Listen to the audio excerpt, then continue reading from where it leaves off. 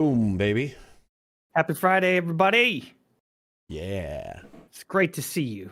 Welcome to Rated RPG, a stream on the Game Society Pimps Network. For now, what does that mean? Well, don't worry about it. We'll tell you in a bit. Network. Big chungus. Hey, dag Dang it! Rated RPG with Jason, Emre, and Aaron. It's the end of the world! Woo! Thank you, Jake C. I'm the Doctor. Arden! I'm a Time Lord. I'm from the planet Gallifrey in the constellation of Kasterborous. Yo, Ardens. Ardens! Hello, Ron. Happy Friday indeed. Always a good Friday when it's Rated RPG. Over on YouTube, you guys are talking about women's hockey? Wait, Oh. is that an Olympic sport? It is an Olympic sport, Aaron, and the United States women's team beat Canada today. Whoa, But in I have- hockey. In hockey, yeah. Crazy. Well, they were a younger team. Okay. Do they beat the shit out of each other? No, Lizzie, not are you really. out Not there? in the Olympics. Lizzie, are you Oh. out Lizzie, there? are What's you the point then? alive? What's up, Lizzie, Lizzie? welcome to the stream. We're just discussing women's hockey. With So the, they're not getting fights. They must get in fights. in the Olympics, probably not as much. No. But like in regular. In regular No. hockey, yes, there's fighting all over the place. I mean, like in women's, because you know. I mean, it's part of the sport. I'm assuming women engage in that part of the sport too. You're assuming though. I want Yeah. actual knowledge. Here. Now, if part You of should if search it up. hockey was whipping your dick out and like smacking people with your penis, then I could see maybe why the women wouldn't participate in that. But I think they usually just use their hands, right? Well, they could just use strap-ons. That's true. They could. They could. You know, I have some Olympic news that is connected directly to Rated RPG. No way. Yeah. So the Valley of Green Gold, the like 68 episode podcast story that we did with us and Brad and Dion. Vaguely recall that. Yeah. Remember, we had supporters and fans and stuff help us by giving us NPCs to use. Well, one of the NPCs was a pro wrestler that Dion's character met when he was a kid. It was Mini Ripper. Yeah. And then Mini Ripper grew up to be Ripper, and then he became the Red Ripper, which is like a villain near the end of the thing. Yeah. Well, the person who created that NPC, he knew nothing about Dungeons and Dragons, so I had to kind of walk him through it. But that guy, his name is Alex Ferreira, and today in Italy, he won gold in the men's half pipe freestyle. Whoa. Dude, all kinds of cool people are winning gold medals nowadays. Yeah, now he's got a gold, a silver, and a bronze from the two previous Olympics. So now Holy he's got a full shit. set. I didn't Yeah. know we had an Olympic gold medalist as a fan of Rated RPG. That's really cool. He's a cool dude. Congratulations. Yeah. Incredible. Yeah, He's- absolutely. he- Congratulations. He's not an NPC. He's definitely a PC, but He's an NPC in our world, but we're Yes. definitely NPCs in his world. he's just like an incidental guy who happens to win Olympic medals. Yeah. Amazing. We've Nice. got where did that go? It was from Corbs. There it is. Corbs, 52 months. Thank you Yay, for Corbs. the 52 months, Corbs. Of That's Corbs. wonderful. Of Corbs. A Corbs is a Corbs, of course. If we're getting 55 stream streaks now, you guys. We're getting Whoa. 55ers. So Yeah, that's somehow banging. Twitch is 55. adding all these. No, it's not 55. It's Emre. 55. It is. Oh yeah. We have a hype train that has just begun. Get on board the hype train. And perhaps to celebrate Jason's third and final chapter in the Frozen Apocalypse, we will have a little shot to set ourselves off on our Bitters adventure. Yeah. I'm eager. Champing at the bit, man. Jason Uh-huh. is really excited, you guys. I don't think I've heard him this excited before a stream, just like ever. He is just like, oh my gosh. Sitting over here in my goosebumps. Yeah, maybe Yeah. you should turn the heat up in your house.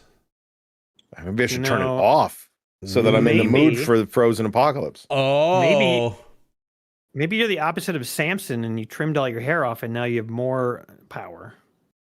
Yeah, maybe. Yeah. I wish that you still had the long, flouncy beard. Oh. I miss it. Well, you know, I can grow more. I can grow it again. actually, I kind of like it the way that it is right now because you can see like a beard progression going from left to right. Yeah. You know, it's pretty good. Here, let me put my glasses on, and then we can kind of really get into the thing. There. Yeah. There you go. Now we all. A Oh, those boys are reflecty. You don't have Oh, the yeah. anti-reflecties on there. lot of glare on those suckers. Try these. These better? Let me see. Oh Yeah, yeah, it's a lot better. those are better. Okay. For Yeah, these sure. were a little Those more must- expensive. Yeah. Yeah, that's because they got the reflecties.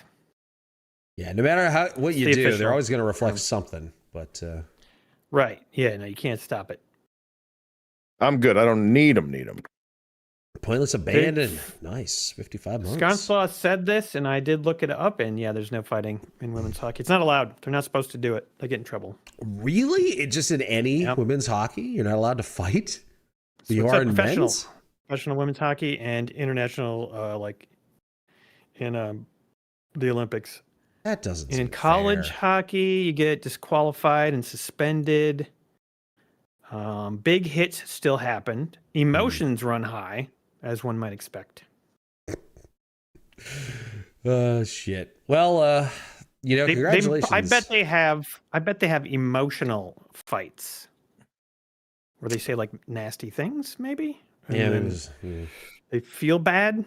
This feels The like other players a feel bad. it feels like, Aaron, like you're opening the door to like a burgeoning fandom for you to become a fan of Become a women's fan hockey. of women's hockey. Only if they fight. Otherwise, I'm not going to watch. Well, then maybe you ought to watch women's boxing. No hockey.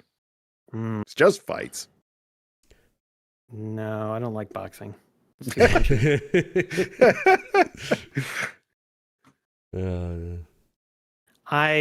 I'm just so hypocritical. Look at me. I got some dragon's milk here that Panda sent me the other day. That reminds me, while we're sitting here with this fabulous hype train attempting to reach level 1, I think we should open what was in the box. Where is it Ooh, right there? yeah. Because Mithrander tried to send this multiple times, as far as I know. And Mithrander, you're there, right? Mithrander? You finally received Mithrander's giant package? Oh, yeah. I did. Awesome. I want to open it, but now I don't know if Mithrander's here because wait, did we hear Gandalf? I thought we heard Gandalf. Yep, yeah, we there heard go. him. Okay. Yeah. Yep, he's here. Boom, boom. Thank you, Scream Queen, for those 500 bits. Awesome, Bits. awesome. And Thank also, you. Yes, we're almost to level 1. Digital Dark Knight also sent in 500 bits. Thank you so much. Okay, so I don't know what the deal is with this, and but I'm just going to start opening. I've unwrapped one item. Mithrander's. These are for like a bunch of us or something, right? Or me and Emre and Kat or something. I don't know. Ooh. Here we go. Open it up while This- you're. Ooh. That looks like a Pokemon or something. Yes, it is. Hey, you know what? Oh yeah. Psyduck. Oh, damn it. Squirkler. Oh, it's not. It's I was going to ask him the name of it, Jason, because we've Oh, been I'm trying to sorry. teach him the names of certain Pokemon, and he's learning some of them. Yeah. What kind of Pokemon is Psyduck, Aaron? Oh. This is Psydab. Oh, yeah. Dab Duck, actually, you were really close. Okay. Is that supposed to be a shiny Psyduck, guys? Why is it blue? I don't really know. That means it's worth more. Yeah. Yeah, duh, says Cat. It is shiny Psyduck. Okay, great. Okay, wait. That is 2 halves of a duck. What? Oh my god, there's a bunch of like duck hat. Wait, this isn't a duck. Wait a minute. What is this? Yeah, guys, I Hold on, apologize I'll for put my these- lack of knowledge about shiny Pokemon. I actually kind of stopped playing like Pokemon games, I think before shiny Pokemon were a thing, or maybe it was like right after they became a thing. I don't remember. Okay, I don't know what's going on, but there are 4 What? bottom halves of Okay, will they 5. have magnets? There's 5. There's 5 Are of they- them, and they have magnets. They're Psyduck butt fridge magnets, says Mithrandir. Oh. Psyduck butt fridge Yeah. magnets. Hey, stick him on there. It looks like he's crawling into your fridge. Yeah, Psyduck butt fridge magnets. yeah, that's amazing. Awesome. That's really funny. There are 5 of those, so enough for everybody. And then Hey, nice. 5. There's something else in here that looks vaguely me oriented. Oh yeah. Oh wow. Mm-hmm. Oh golly. Get off of there. Wasted Talent says, is GSP going to pivot to a Pokemon channel? Apparently, because we've got Pokemon Mad Libs now, and you name it. I think we're kind of missing the boat on the popularity, by the way, of Pokemon. It's good because it's about to be 30 years old. Still extremely popular, though. Still popular. I don't know if Aaron they call is- this- Oh, go ahead. Sorry, go Oh, ahead. go ahead. No, go ahead. I was just going to say, It might have Wasted been. Talents gifted 5 tier 1 subs, everybody. Thank you so much, Wasted Talents. That means we're working on level 3 hype train. Oh, shit. Yeah. Only 2 Thank you minutes for left, that. though. We could still Oh, get my. this going. Remember, we will each take a shot if we reach level 5. Guys, look at this. Ooh. Look at that beautiful thing. Is that a Hey, dice guys. tower? Yeah. Old Great logo. name, too. Laser Sword Goblin. Wow. Hey, Goblin! It totally is a Hi, dice Goblin. tower. Yeah, look. What? Yeah. Look at That's that. sick. It is TARDIS bigger on the inside. Dice Tower. Mm-hmm. That's Sweet. incredibly cool. Thank you, Mithrandir. I will treasure this always. Very cool. That's for me, And obviously. then finally,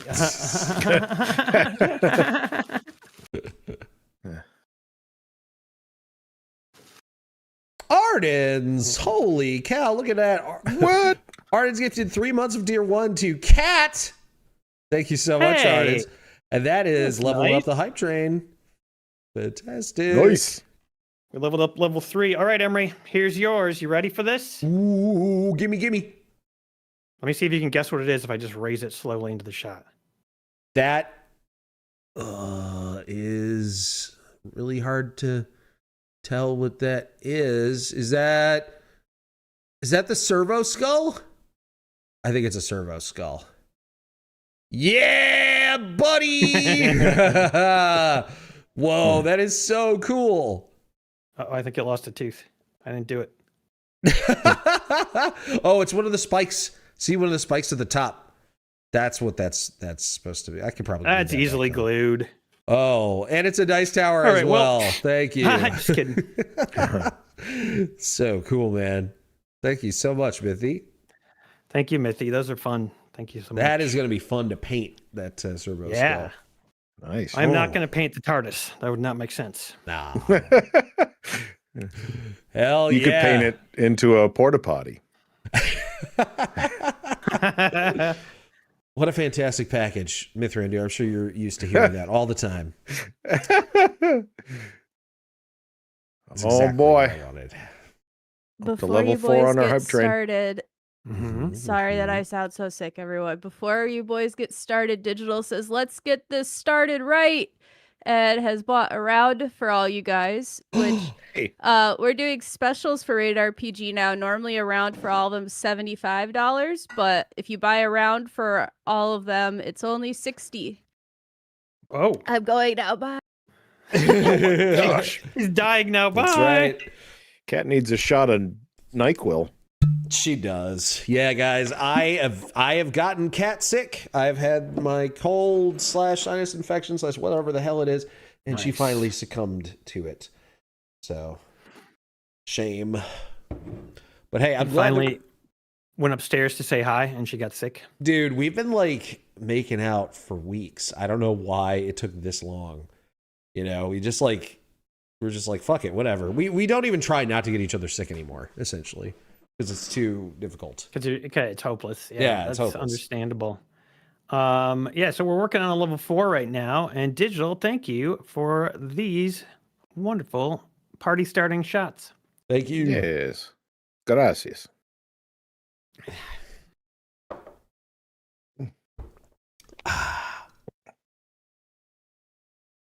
Baldy McBaldface says, I saw an old Doctor Who clip last night where the TARDIS was painted pink.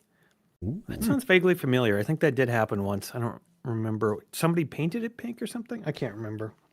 How could they do that? Doesn't the fun TARDIS stuff. projects like a little psychic field that makes nobody notice it? Nope. Like, well, who knows? The rules like that are made to be broken. So, No, I think generally no. Because people, like enemies, have been after the TARDIS for ages. So I don't think that's the case. You might be thinking of something else. okay. Arden's gifted a sub to Nice. Pots and to Nullify, and Ick subscribed for 67 months. Wow. Thank you, Ick. You guys are killing it with this hype train. Ranger Ron comes in with 300 bits. Level 4 is complete. And we are working on level 5. Oh my God, this might happen, guys. That's Could so be cool. happening. I think you were watching Star Wars, right, Daggett? That was my guess that you were watching Star Wars with riff tracks, of course. New Hope. Flem Bottle says the master painted it pink. Is that what happened? That's what it was. Yeah. I thought stuff has happened to the TARDIS over the years, so I don't think it's completely like unnoticeable. Well, the master is a fellow Time Lord, right? So he probably would have some abilities too. Yeah. Oh man, see the Masters through it. had some funky TARDIS over the years. It's pretty fun. Like a lamppost or something once, or some sort of a post. I think the Master had. The Master really? had some crazy shit. Maybe it was not a. Well, it's like a large column, like a marble column. I think in the Tom Baker era. That sounds familiar to me. I may have just made it up, but I'm hoping it's real. Green Queen sent 300 bits. Nice. And we are moving in on level 5 territory, folks. We're moving in on level 5 territory. Yeah. Ardens has been gifting tier 2 subs, by the way, guys. So if you got one of those gifted subs, that tier 2 is enough to have a walk on. It is. Right? So if any of you guys don't have a walk on, you can have one while you have the sub, which is really cool. Sure, you could.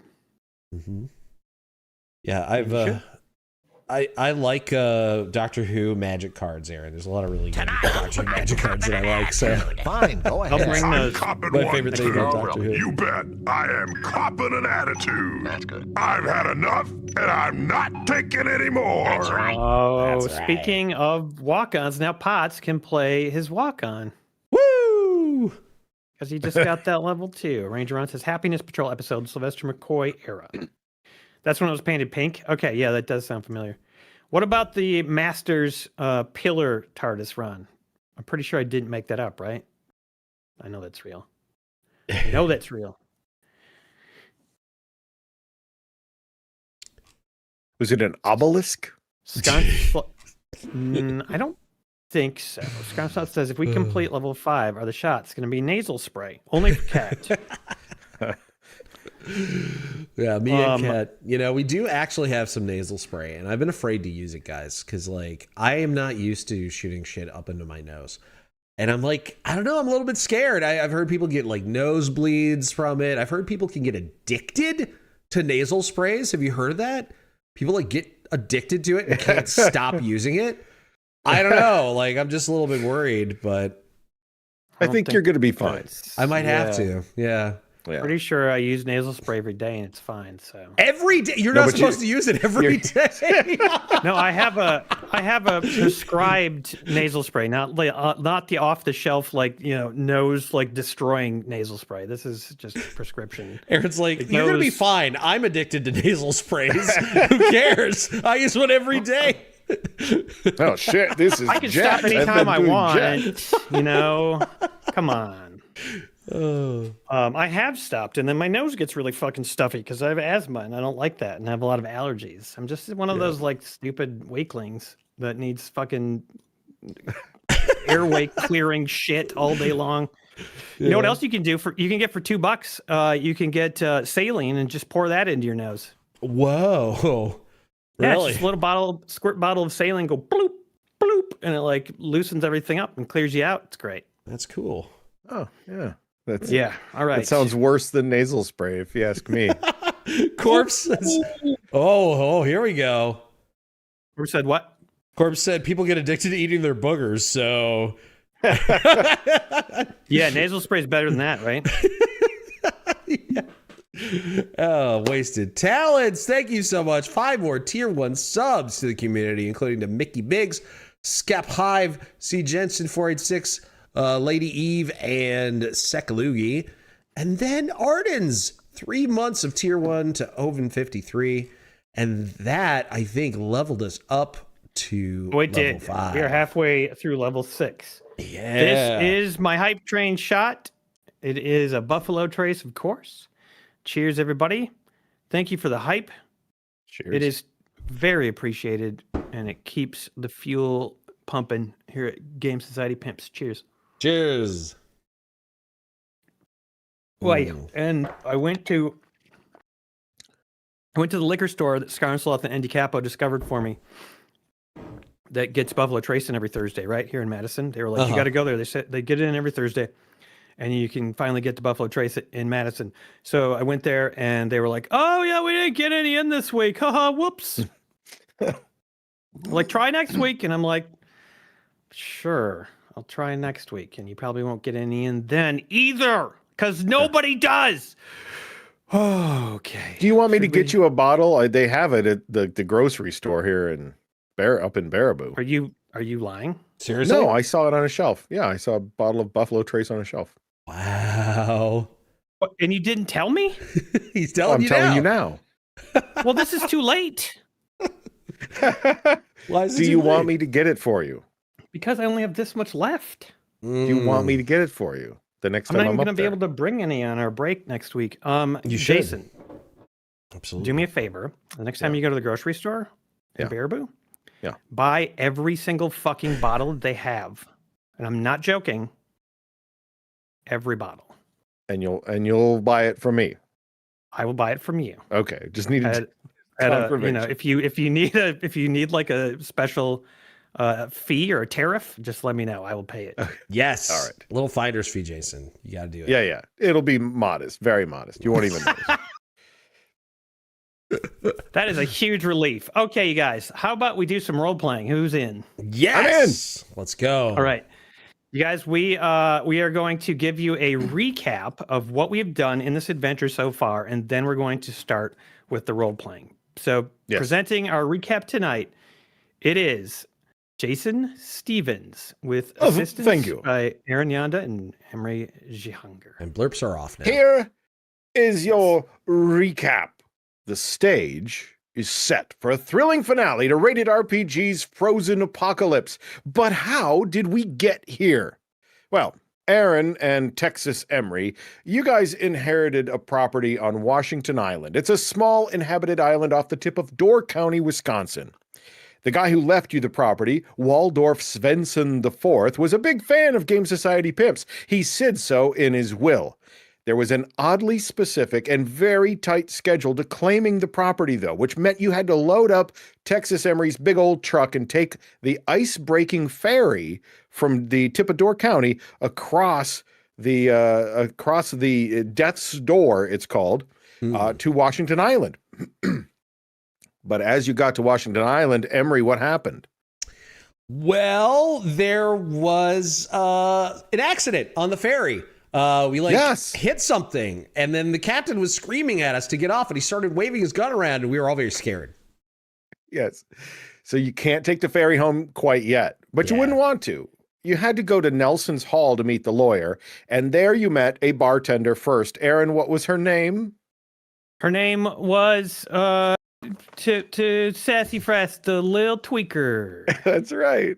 You joined the Bitters Club, which has a long and storied real history, but I'm not going to share it in this recap. Look it up. You took shots of Angostura bitters. What'd you guys think of the bitters? You hadn't done that before. What'd you think?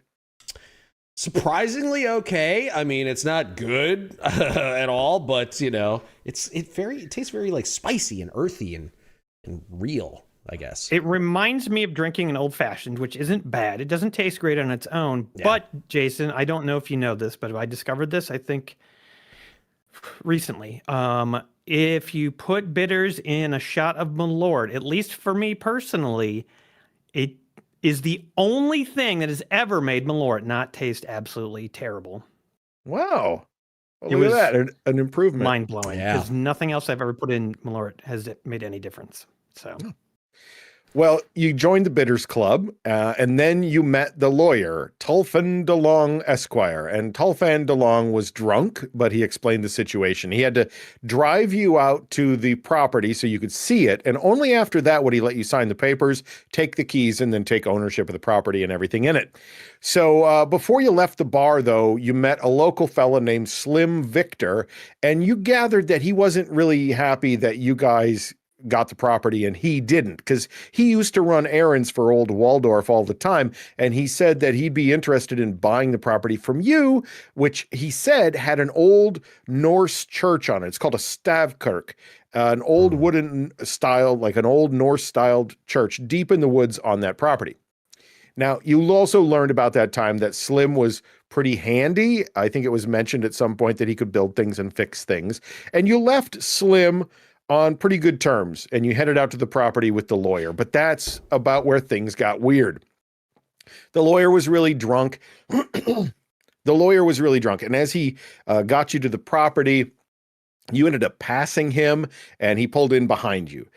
You went into this house that was sort of in ill repair. You learned that the Svensons had actually lived on Washington Island for over 150 years. The house itself was like 170 years old.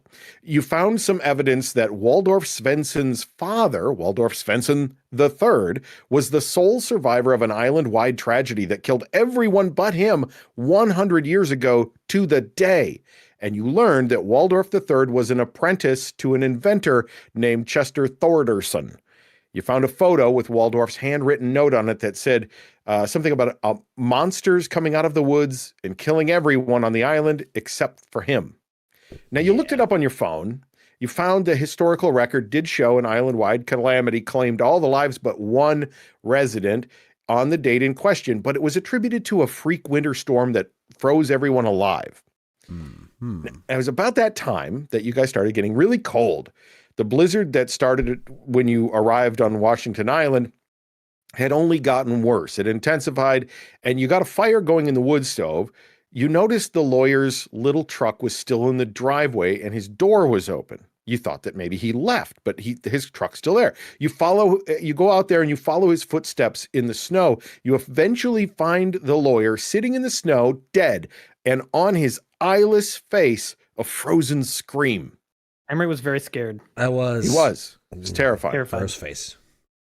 You went back to the farmhouse. You called 911. You tried to warm up. The 911 operator said you thought you were pranking them. So that didn't work. And that's when you saw out by the barn a very tall, very thin, dark figure with drooping arms, ending with long clawed hands. Freaky. Yeah. You needed firewood because you would freeze to death if you didn't get warmed up. So you ran back outside to grab the old barn door. The creature appeared nearby and began coming toward you. And that's when you ran back in the house and barricaded the door. You saw on the laptop that old Mr. Svensson used to watch Game Society Pimps videos on. Yep. You saw that there was like a video that he had scheduled to pop up, and you watched it. Emery, can you give me kind of an idea of what that video told you? He told us that we needed to go to the little church thing, but we didn't know what that word was that he was saying at the time. And he said that like monsters were if we wanted to survive like some monsters, and we thought it was like a prank. We thought he was pranking us. and there were cameras around. We thought we were being recorded and there's cameras or something. I mean, it was all a little hard to like, digest. But then, it became pretty clear that it was probably without any contracts or anything that anyone was signing. It seemed unlikely that, that it was. So we moved away from that whole idea pretty quickly.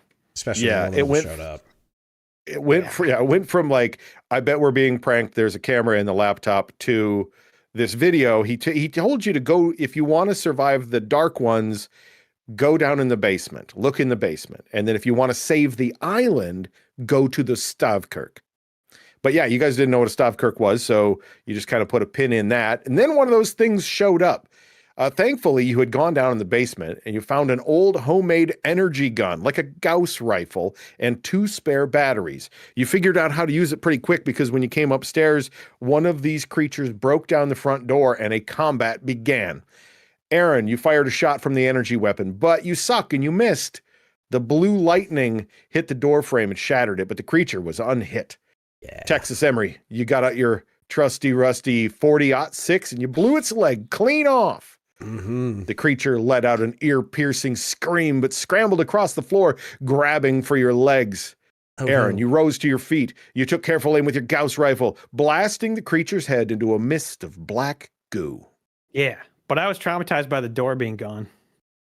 You both really locked onto that door being gone. I gotta say, it was kind of surprising that, but I understand, like, you caught your breath, you finished searching the house, but without a door, like another one of those things could come in. Yeah. And it was cold. And the cold. Yeah, it was freezing. You did find something upstairs in a hole in the wall that was kind of hidden behind a portrait. You were able to break through that. The wall felt funny, so you broke through that with an axe, and you found a book inside of it, written in Norwegian. And although your brains couldn't really decipher it, you were able to use a translator app. And the book's title was The Draugr, Wendigo, and Baycock, What They Want and How to Survive Them. That's when I got really smart, and I was like, I figured out that all the creatures mentioned are similar, but from different cultures that act as a group with a mission, often after a ritual has called them to do so. They probably want vengeance, and the only way to kill them is combat. But they're not indestructible. They cannot tread on hallowed ground, and the Stavkirke, which we're currently in, is on hallowed ground. It is. Ooh. The blizzard continued to rage on. You grabbed all your stuff. You thought, well, let's head back to Nelson's Hall. You grabbed all your stuff. You went out to move vehicles around, and that's when a dark one jumped on top of Texas Emre's big orange truck, smashing it severely with Emre inside. Yeah, there was a ton of fireworks in the back of my truck too. Yeah. And I remember rolling a natural one and accidentally blowing all of them up, including the truck and the creature. You pulled the pin. That was fun. Yeah, but you did kill it. That was an effect that was had. You took the lawyer's little truck to Nelson's Hall. And somehow your mission was then to just, you wanted to fix your door. That was me. That was mostly me. That was mostly your mission. Yeah. Emre was upset about it, but I forced him. Well, Sassy Frass, the bartender, seemed pretty happy to see you guys. She poured you another shot of bitters, and she mentioned that Slim Victor, who she said was pretty handsy and handy, he could make you a door. And there was a little flirting between Sassy and Aaron, but then one of those creatures had snuck in the back door, and it started to kill Sassy. She tried to stab it with a broken bottle. That didn't really work. And then Aaron blasted the creature. He didn't have his Gauss rifle with him, so he just used a pistol. Shot it in the head. He didn't kill it, though. And then Texas Emre had to finish the creature off. And Sassy was very happy that you saved her life. Yeah, it was like sucking her soul out of her face or something crazy. Yeah. She was it had like Nazgul vibes. Yeah. Right? She gave Aaron a bottle of bitters in exchange for a kiss. And then you guys went back outside to go get in the truck to head to the Stavkirke. But you got outside and you saw that a creature was killing a guy on a snowmobile in front of the bar. And just as you were planning to do something about that, Slim Victor rolls up in his little pickup truck with a plow on front of it. He hits the creature with his snowplow, obliterating it. And the guy that the creature killed, he was already dead. Yeah. You asked for Slim to take you to the Stavkirke, and Slim told you that Svensson III, this would be the guy that left you the property, his dad worked for the inventor named Thordarson, whose expertise was in electricity. And Thordarson built a boathouse and a lighthouse on a nearby island, Rock Island. It's a mile away from Washington Island. You keyed in on that, but Slim said the only good way to get to Rock Island when everything's frozen and like this is the hovercraft he has back at his house, a homemade hovercraft. So you headed to Slim's place. You got there. You killed another creature on the way. You stocked up on supplies at Slim's. Aaron got on Slim's snowmobile, and Texas Emery rode with Slim on the hovercraft, wrapped in blankets, loaded up with supplies like cardboard and a hammer and a nails and a gas can and some extra bullets for Aaron's gun. You headed out. That's when you Slim and realized. Emery also went to the bathroom. I'm surprised you didn't mention Oh, that. right. Yes, there was some bowel movements had. Slim, he had to drop a deuce, and well, I mean, Texas Emery, he's never one to shy away from a new bathroom situation. Well, here at Rated RPG, we care about realism, so there's going to be bathroom breaks in all of our apocalypses. Yep. And the pooping was so good that it restored some of your hit points, which was good. There we go. Now, you guys realized when you were on the snowmobile and the hovercraft, you realized just how much failing a constitution check can affect your die rolls, because the cold is an enemy that you can't really fight. Numbness set in, and Aaron, you crashed your snowmobile in a gully not far from the Stavkirke. Barely made it to the Stavkirke, man. That was a close one. You got in there. It's a wooden structure. I will put the photos there. You can see it. They're a wooden structure. Stavkirke. Those creatures were not there when you went into the Stavkirke. No. But you got inside, and it's all wood in there, and there were pews. I'm going to pop a little image up so you can get an idea of what this Stavkirke looks like on the inside. Pop it up, Jason. As I'm doing that.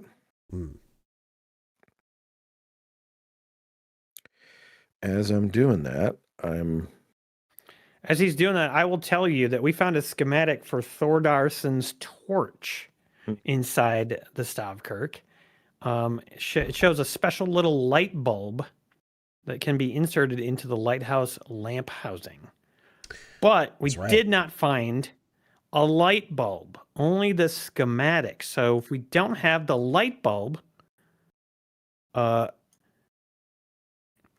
there's no reason to go to the lighthouse until we get the lighthouse without it. Yeah. Like, we don't have to build it. We don't have to build the light bulb, right? The schematic wasn't for how to no. build a light bulb. It just showed that there was this light bulb and explained how you would put it into the lighthouse fixture, and that would allow you to utilize Thordarson's torch. Yeah. That's it. So we warmed up. We got all of our supplies into the church. We explored. We found the torch, the schematic for the torch. We got to make that torch, and then we got to get to the lighthouse. But one place that we did not check when we were at our house, our inherited ranch that we inherited, we didn't check the barn. So we're thinking maybe there's a chance that this light bulb could be in that barn. And if it is, then we grab that, race across the lake, go to the lighthouse, and relight Thordarson's torch, and hopefully save the island before everyone gets murdered this time. However, there's 3 Draugr standing outside right now between us and our vehicles, and that's what we got to fucking deal with, you know. That is the recap. That is how we got to this place where Texas Emery and Aaron are in a Stavkirke with Slim.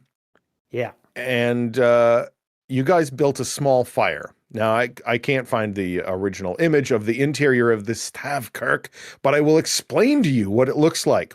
Okay.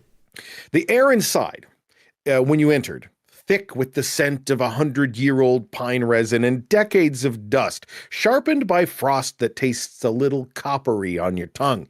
Every movement echoes off the intricate wooden carvings in the rafters. There's like dragons' heads up there. It's very Viking-like. Sweet. The darkness in this Stavkirke isn't just like an absence of light. It feels heavy, like a big wet wool blanket draped over you. But light is still coming in through the cracks. There's no glass in any of the windows. It's all kind of open on the sides. So Slim got to nailing some of these wooden benches and stuff against the front door to give you some semblance of security. And that's about the time that you realize there are these 3 Draugrs outside. They seem to be waiting for you to try to leave. Oh boy. Oh man. And now for time code purposes, we begin the icy, apocalyptic, frozen adventure in the land of Wisconsin. Thank you. It's just for time code. Yeah. Time code. Okay, so you guys have this small fire burning on one end of the church, and you've been using some scraps of wood from broken benches and things to create this fire. But the whole place is made out of wood, and so I'm going to need you guys to give me a survival check right now. Oh, balls. Sure. Of Already course. with the survival checks. Well, you know, it's getting a little hectic, getting a little nervous. Maybe one of us messes up. It would be a shame if someone would roll a 5. Well, luckily my survival is +5, so I actually rolled a 10. Oh, that's not terrible. Not terrible. My survival is where the fuck did survival? Oh, You get a I got -1. 13. I got a 13. Ew. Between the two of you, you're able to keep the embers burning in a small area. The fire can't be too large or it might ignite the whole dang thing. Yeah. However, the fire's big enough that you're able to warm your hands. You're able to get rid of the numbness that you were suffering on the way here. But And it's a Stavkirke, so I assume there's some great way for the smoke to escape the building, right? it sort of just fills the rafters with smoke. Yeah. The smoke isn't a concern quite yet. No, it's gonna go out through the rafters, hopefully. Yeah, great. Yes. Good job, Yeah. Norsums. All right. Well, Texas Emery unslings his 40-06, and he starts trying to see if he can get a good position. You know, maybe looking through a window or something to try to start sniping these Draugr. Okay. You are able to find a good spot where you can see one of the Draugrs out the window. Should I take the shot, Aaron? What do you think? Yeah, take him out. We got to get All out right. of here. We got to check the barn. Yeah, maybe I'll scare them off. You know, if they see one of their own go down. Yeah, here we go. No, that's not going to happen. But yeah, go for it.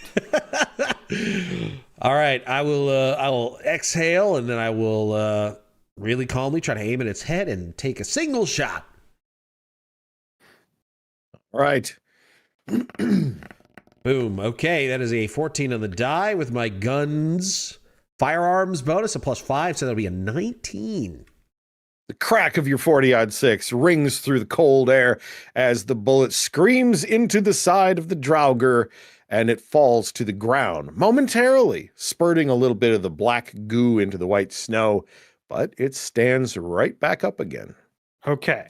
Can Damn. I do something? Sure. What were you going to say, Texas Emery? I was going to say, damn. That's it. Don't worry, Texas Emery. I got this. I set the battery for the Gauss rifle on a pew, and I set the gun on another pew, and I turn it towards the door. And I power that fucker up, and I'm like, okay, Emery, open the door at your leisure, and let's end this. Okay. Wait. You wanna invite them in and then just blast them in the door? Hopefully I can blast all 3 at once. Oh, We're going to find out how good this thing works. Oh, damn. Well, Slim Victor, he sees what you're doing. He hears what your plan is. He goes, "I don't wait a minute. Now, I just nailed those pews up over the door. Why do you want to open the dang door and let these guys in here?" Oh, well, because we have to go. We have to go to the barn. Yeah, but there are the snowmobile and hovercrafts out the front there. Yeah. Okay, well, do you have a better suggestion, Slim buddy? Well, maybe you're trying to shoot all three of them at once. That seems a little impossible, I guess. Maybe try to shoot one of them out the window at that thing. Yeah. We'll just stop him. Just join me, man. We'll take him out before they even get here. Are they? All right, fine. The one that I shot, like, fell down, got back up. Are they? Yeah. Are they converge? Are they like running at the church, or they're moving slowly, methodically, circling the church. Okay, but they are getting closer.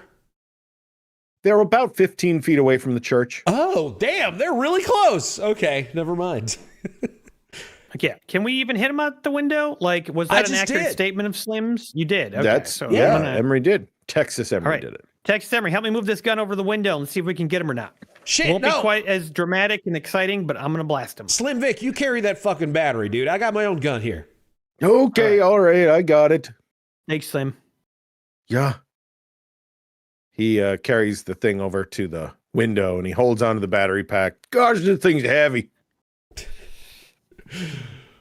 You're just weak, Slim. One of the Draugrs lurches along the side of the Stavkirke, and he gets right in your sights. He's only about 10 feet away from you. Blast him. All right, he's staring right at you as you unleash lightning. Done. Ooh, nice roll. 20 something. All right. As the Gauss rifle is all charged up, it lets out an electrifying whine and then a pop as lightning shoots out the end of the barrel, and it goes right through this Draugr, cutting it in half, and it falls to the ground dead. Nice. Yes. Good shot, buddy. Thanks. Who's next? See if you can get their attention. Get them over here. All right, I reload and try to shoot the next one. All right. The one that you shot prior has circled around the church again. So he's coming back into your sights. Okay. All right. Second time's the charm, baby. Pow! 17. All right. This time, where do you hit him? This time I hit him right in the nuts. Oh, geez. Draugr doesn't have nuts, but if Certainly it did, not anymore. its pelvis explodes as a big hunk of blackness just evaporates into the air with this black goo mist that falls into the snow. And the Draugr falls over. It's not moving anymore. You've killed it. See that, Aaron? I shot it in the nuts.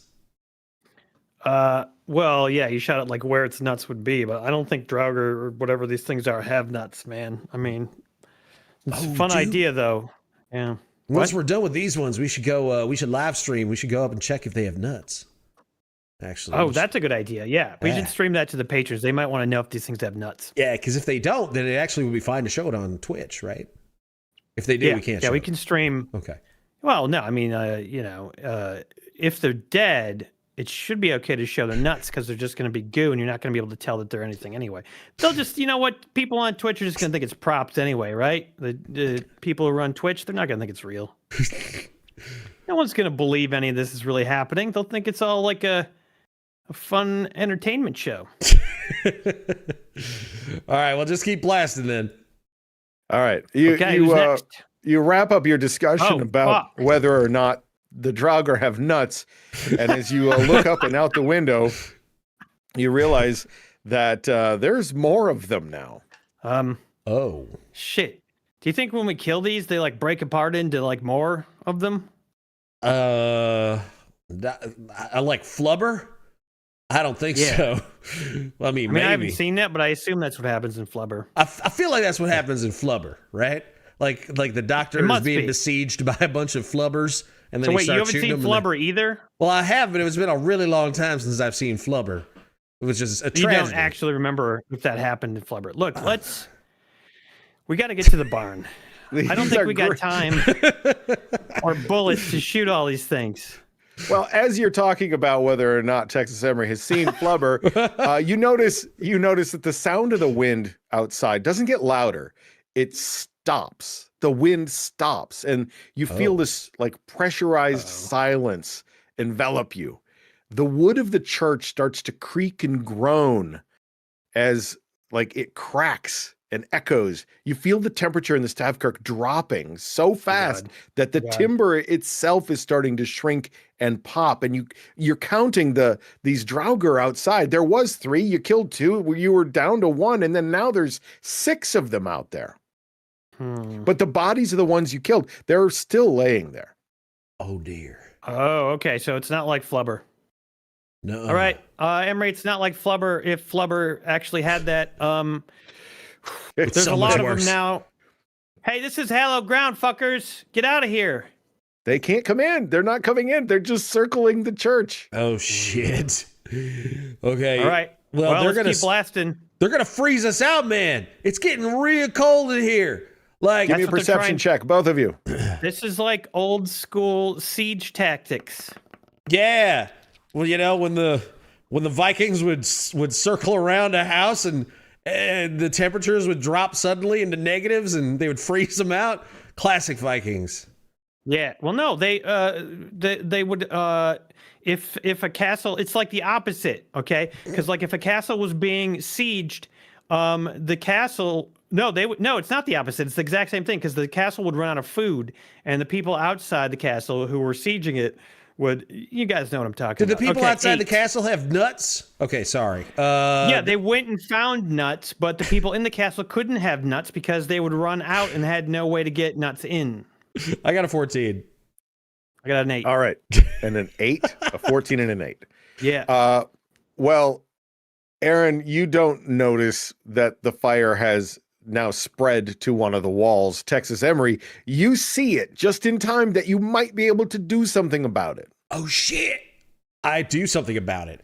I will grab a fistful of snow and then just jump onto the fire. Smother it with my body and the snow. That part of the fire that's spreading, not like, you know. Got it. Yeah. Okay. Now we're going to freeze to death. It's going to be tricky. You look down at your feet and some snow has gathered in a corner. You grab it up with your hands. The fire has spread onto a wall, and it's a pretty sizable section that's on fire. You use your hands in the snow to try to smother it. Give me a survival check with disadvantage. Oh, my God. I'm going to smother it with my big old snowy body, baby. DC on this is going to be a 15. Oh, what? Oh, dude. Natural 20, but with disadvantage, you also rolled a natural 1. I got so excited when I saw both of my faces on the dice. Oh, wow. That's amazing. Well, Emre, you watch as Texas Emre tries to put the fire out with handfuls of snow. What is something bad that would happen with a natural 1 in this scenario, Emre? Well, I mean, so what comes to my mind is either I put the fire out, like fully out, like, or I accidentally spread it even more. Those are kind of the two things I'm thinking. I'm not sure which one would be worse, really. I mean, all right, Aaron, pick one. Pick one what? Pick one of those options. Oh, I wasn't paying attention. I was looking up siege tactics. Sorry. Okay, so does Texas Emre put the fire out completely, all of it, or does he accidentally spread the fire to something else? What? I mean, he has to put it out completely, or we're definitely like fucked. All right. All right, Texas Emre, you are so effective at putting out this fire. You're stomping around in your big old boots. You stomp out the fire completely. And then you realize how cold it is. Oh, shit. Good news, Aaron. We're not going to burn to death. Bad news. We are going to freeze to death. Well, not if we get out of here and go to the barn. God damn it. We just got to shoot all these guys or distract them. Do you think there's a way to distract them? I don't have enough ammo to shoot them all. I don't think I do either. I don't know how long this this special gun's going to last, but I'm afraid if we use it all now, then we'll regret that later. Yeah. You do have it came with 2 batteries. You're using the first battery. So you have a spare battery. Your spare battery. Okay. Open the front door. I'm gonna blast them all at once. All right, Slim says we're gonna die if we don't do something, right? He Yeah, goes we over, gotta do something. he pulls the shelves or the benches off of the wall. He kicks the front door open. Yeah. You see that there are work, the guys. 6 Draugr, and they've all converged on the open door. Yeah. But can All they right. come in? They cannot. Okay, but they are kind of lined up. Could I get 2 of them at once potentially if I tried? They're clumped up, depending on how Yeah, they're good your clumped. shot is. Yeah. I will tell you, with a natural 20, you'll get more than 2 of them. Well, I'm not cold yet, so now's my chance to fucking do this. Do you have inspiration at all, Emery? No. Okay, well, you just wasted that natural 20 anyway, so I shouldn't expect to get one of those. All right, here we go. I'm going to try to blast as many as I can. Like Clever says, the combo wombo. Add plus Right. my abilities, my fucking firearms, 23. That's a 23. That's a 23. All right. You line up whatever sights there are on this Gauss rifle. And again, as you flip the switch and fire it up, you hear it whine as it fills with energy.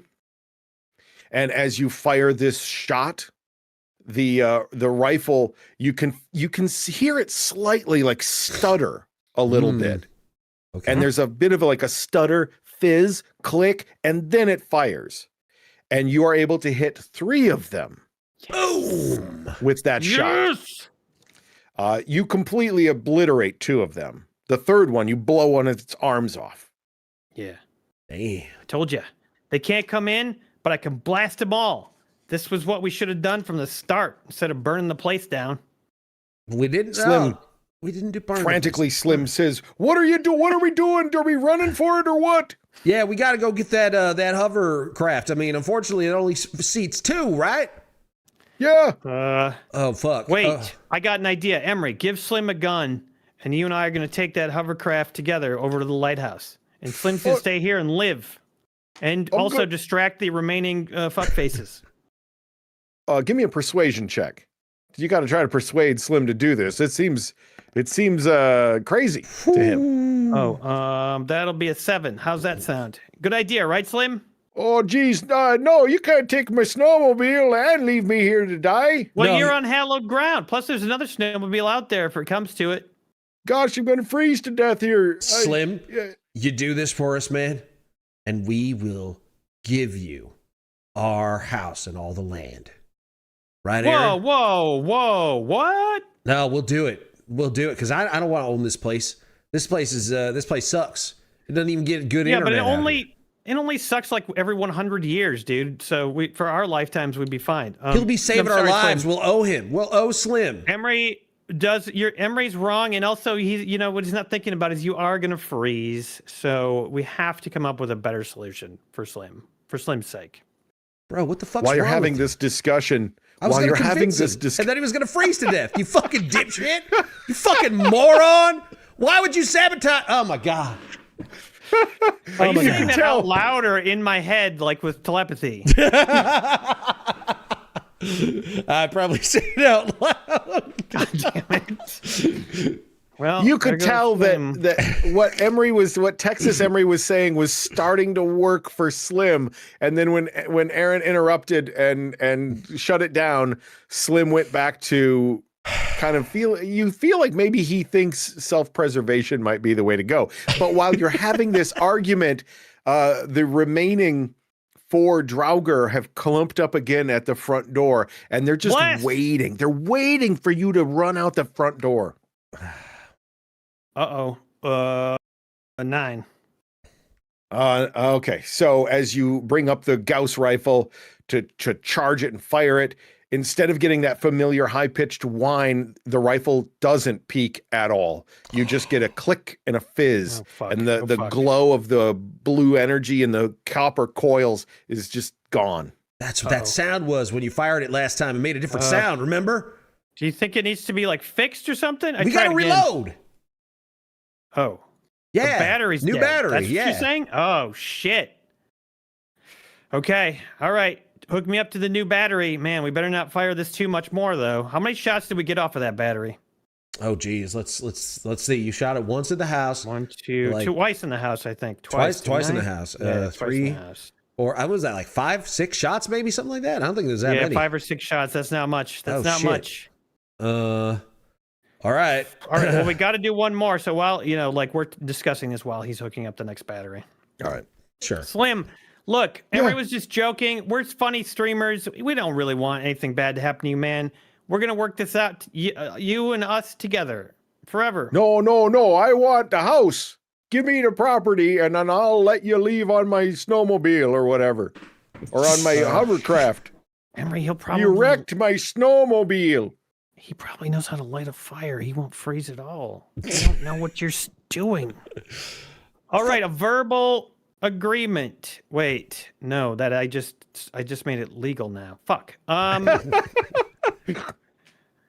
All right, fine, Slim. You can have the goddamn property Yes.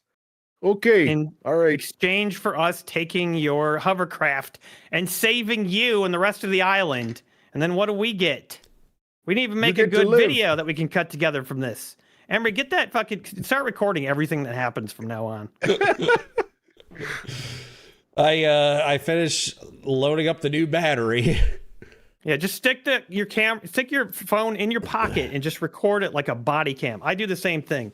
Okay. All right. Yeah, that'd be our very first, body cam live stream. This would be fun. Yeah, we stick them in our front pockets and we're gonna record everything that happens from now on. You do notice on your phones, you have a signal. Like the island is still covered by cellular network. I'm so glad that I paid for this Starlink. Oh my God, it's so useful.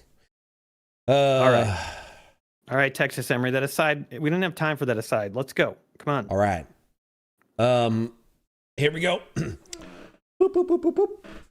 All right, everybody, it's Game Society Pimps. We're live here on what the fuck is this hellhole called, Aaron? Shit Island. Madeline Island. No, wait. What is this island called? Door County, Washington Island. That's right, Washington Island here on Door County. This is the storm of our fucking lives. Okay, we're like freezing to death. We got Slim Victor right over here. Hey, say hi, Slim. Oh, yeah, I'm freezing to death. Yeah, he's freezing to death. We're all freezing to death. How are you guys doing But if there? he lives, we're gonna give him the property that we inherited here on the island. But he's got to live if he wants to claim it. Pretty fun, right? This is like Mr. Beast style shit going on here. All right, so the wait a minute, Emery. I'm going to start up a live stream on my phone too, so everybody can see from another perspective. I'll stream it on YouTube. All right, dual streaming. Hell yeah. What's up, YouTube? Look, I know you're not going to comment on this, but Emery and I are in a life and death struggle with some Draugr here on Washington Island, and feel free. This is real. We didn't none of this is made up. All right, I'm about to blast him with this weapon. I point my phone at the gun. Here we go. Check it out. All right. That is going to be a 15. Not too shabby. You level the Gauss rifle in the direction of the Draugr. You notice that 2 more of them have shown up. So you're back up to 6 again. Jesus. And you fire it, and you take 2 more of them out. You cut them right in half, and they fall over there's dead. Still 4 left. Oh, this ain't working. Oh, damn, Well- guys. I'm starting to think this is a never-ending stream of Draugrs here that we're dealing with. That's right. All right, I'm putting my phone in my pocket. I think we're gonna have to make a run for it, chat. So pray for us, or whatever you do in the privacy of your own, or fat for us, and we're gonna hopefully get out of this alive. We got to get to the hovercraft. Ready, Let's do Emery? a poll. Yeah, let's do a poll. Hold on real quick. Who's going to survive? Aaron, Emery, Slim Victor, or none of the above? All right, everybody, vote on the poll. Here we go. All right. I assume Kat will set that up from Goat Island that she's on, and we'll see what happens. But in the meantime, Emery, you and I need to make a decision. Okay. What's the decision we're going to make? We're going to run? Because I'm going to run out of juice on this new battery, and I don't want that to happen. Well, let me just get a clearer picture of where the hovercraft is in relationship to us and in relationship to the Draugr. Okay. The Draugr are right in front of the open front doors of the Stavkirke.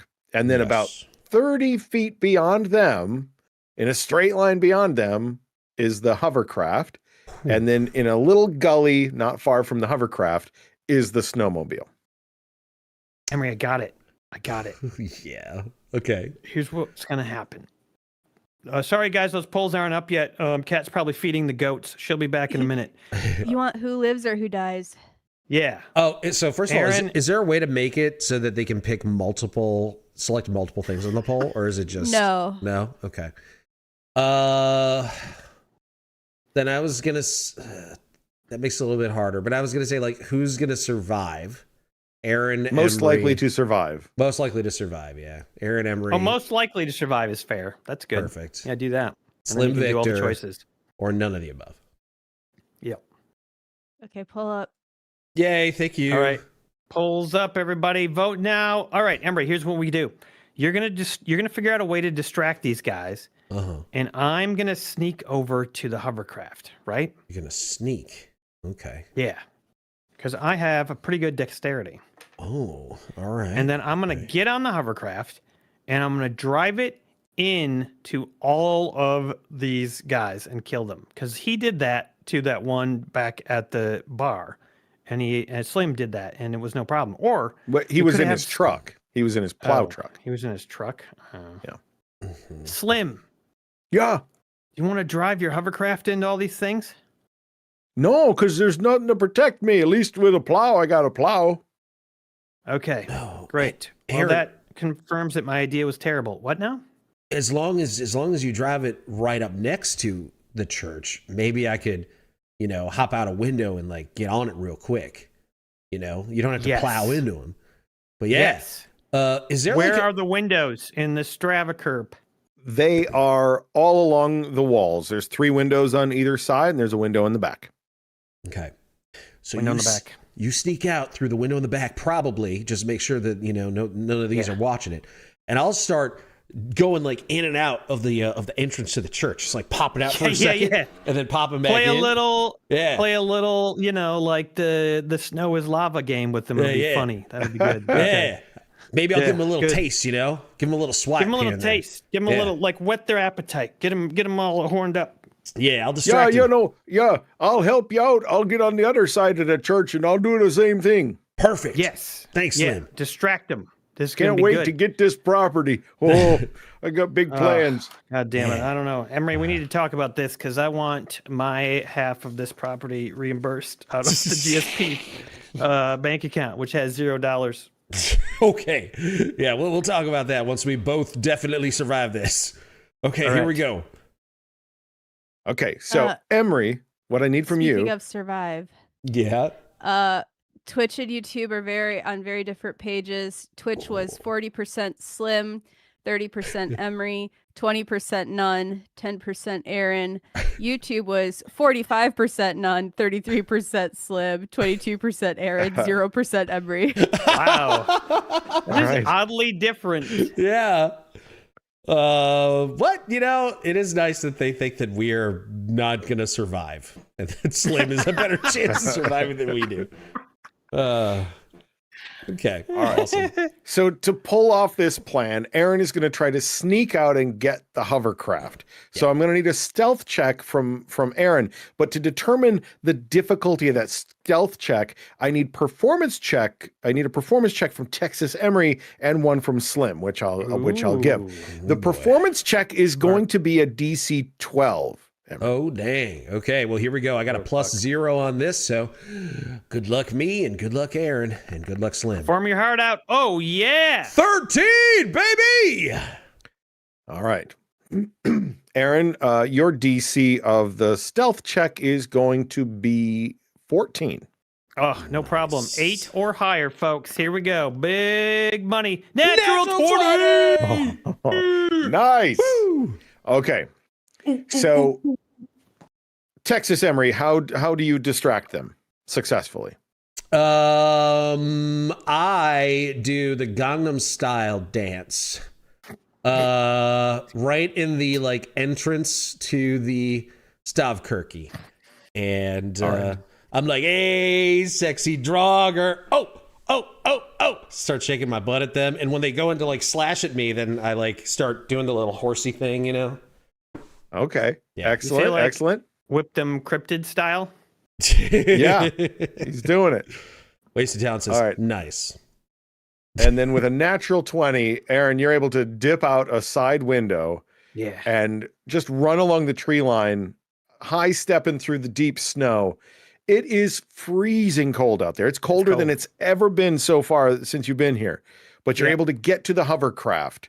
And give me a mechanical check, a mechanical tech check. Mechanical tech got a 10. It's a diesel engine, and it's kind of an older snowmobile engine that's been converted to diesel. You heard Slim say it, but by God, it's tricky to start. And you start to turn it over, and the noise is going to force another stealth check with a DC 16. Oh, what? No way. Oh my God, I did it. 19. All right. The wind picks up and howls out by where you are, and it's just enough to cover the first couple of cranks of this thing. Give me another mechanical check. However, I would like to know, because the wind is blowing towards me and they can't hear me, what do I hear? You just hear the wind and then the subtle notes of Gangnam Style Yeah, what as does that Texas sound like? Emery belts it out. What does that sound like? Hey, taxi dog, up winter style. Hey, Slim Victor, get over here. Slap my ass. Hey, Slim Victor, you look over Texas Emery and you notice that Slim Victor is not in the Stavkirke. What? Oh, Slim, where the hell did you go, man?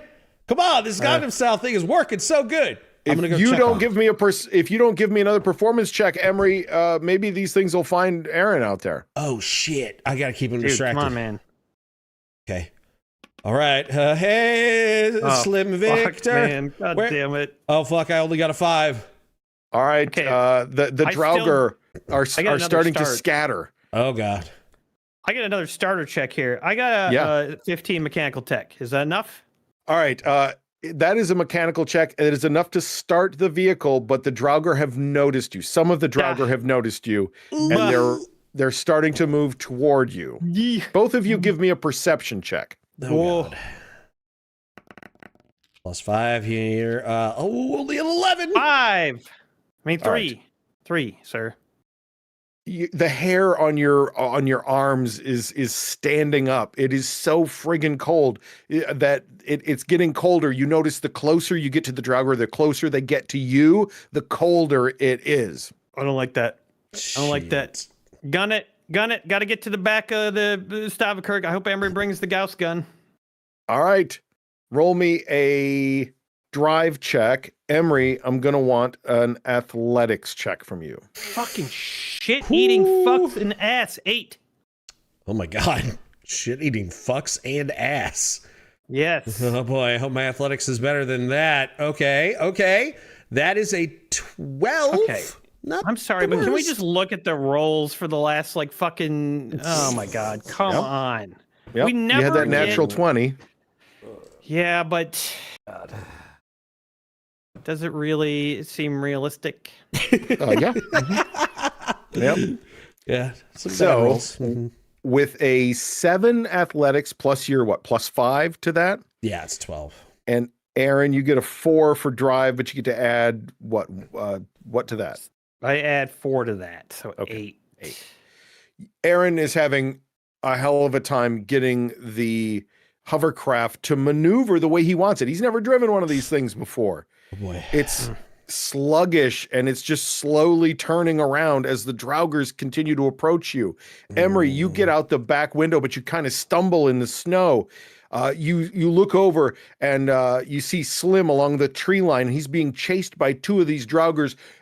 Tex, you gotta save me, buddy! And one of the Draugrs sees you, Emery, and is starting to approach you. So that's Holy the lay of shit. the land. Oh This god. is a Aaron- great time to stop all the action and take a break. It is the perfect time Son of for a cliffhanger break. Okay. I am going to do something stupid, so I'm glad we're taking a second to have some breathing room in what's happening. This is a lot to take in. Okay, everybody. You guys have something nice to use your minds, which is from Anthony. Awesome. Thank you, Who- Anthony. Says, a round of shots for all. Jason's choice of what shots. Good shots. Oh. Good shots. Good shots. Yay. And then Good shots. Hey, Jason's a treant. What now? we have something at stake now. Whoever dies first gets a bitter Malort. Ooh, the bitter taste of death and defeat. Interesting. Now, Well- I don't want to die because I feel like I'm the only one who's had a bitter Malort, and so no, you guys need to have one in order to understand. So Emery's had one. I You had guys one. had it at the same time. Yeah, Oh, but you didn't think it made a I difference. didn't. did you? I didn't think it helped. No. Interesting. So on the line is either a shot of Malort with bitters that doesn't bother me, or a shot of Malort with bitters that Jason and Emery won't like. I feel like I'm gonna have. She's gonna put a little bitters in this. Oh shit! You're putting bitters in your good shot? Whoa!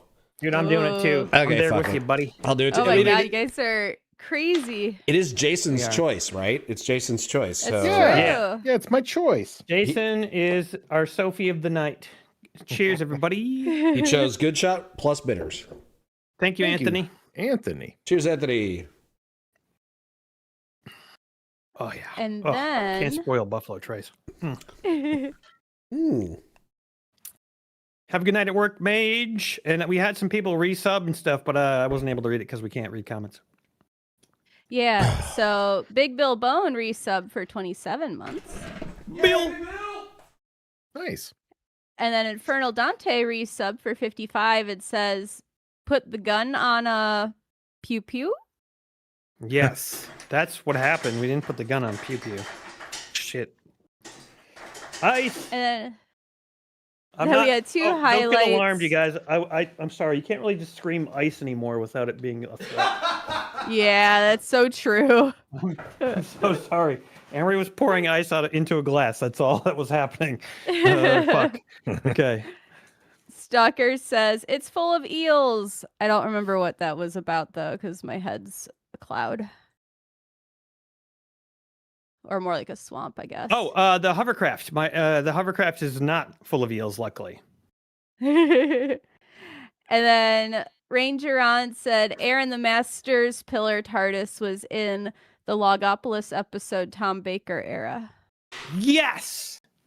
Oh, I love when my useless memory brings back things like that. So good. And then we have one more Oh, I'm so sorry. Guys, I'm sick. I forgot to turn blurbs on. They're on now. I'm so sorry. But then Bossa Nova says whoop whoop and resub for 56 months. Yay. Whoop, whoop. Yeah. Whoop, whoop, troop. And so just to expound upon what I was talking about with the whole siege warfare thing, there's this thing called attrition, and it's where you try to starve the enemy out of their castle by cutting off all their supply chains and camping outside their castle for many months. In the heat of the role playing, it was hard for me to explain that, and I apologize because I probably sounded like an asshole. But now I sound like a genius. Cheers. That's one perspective, I guess.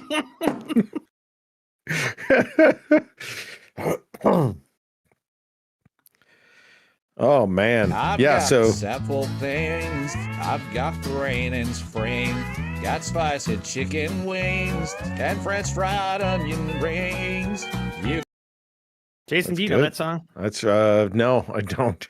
Because he used to DJ the country radios. I did DJ at a country radio station for a long time, but the second no Yeah. one was paying me, I stopped listening to or caring about it at all. Important question, though. What was Yeah. your favorite song that you played, even though you didn't like the genre? My favorite song, Yeah. Copperhead Road, Steve Earle. Ooh, how's that go? I'm not going to sing it. Copperhead Road, It's take better me home. better than that. No, Okay. it's not.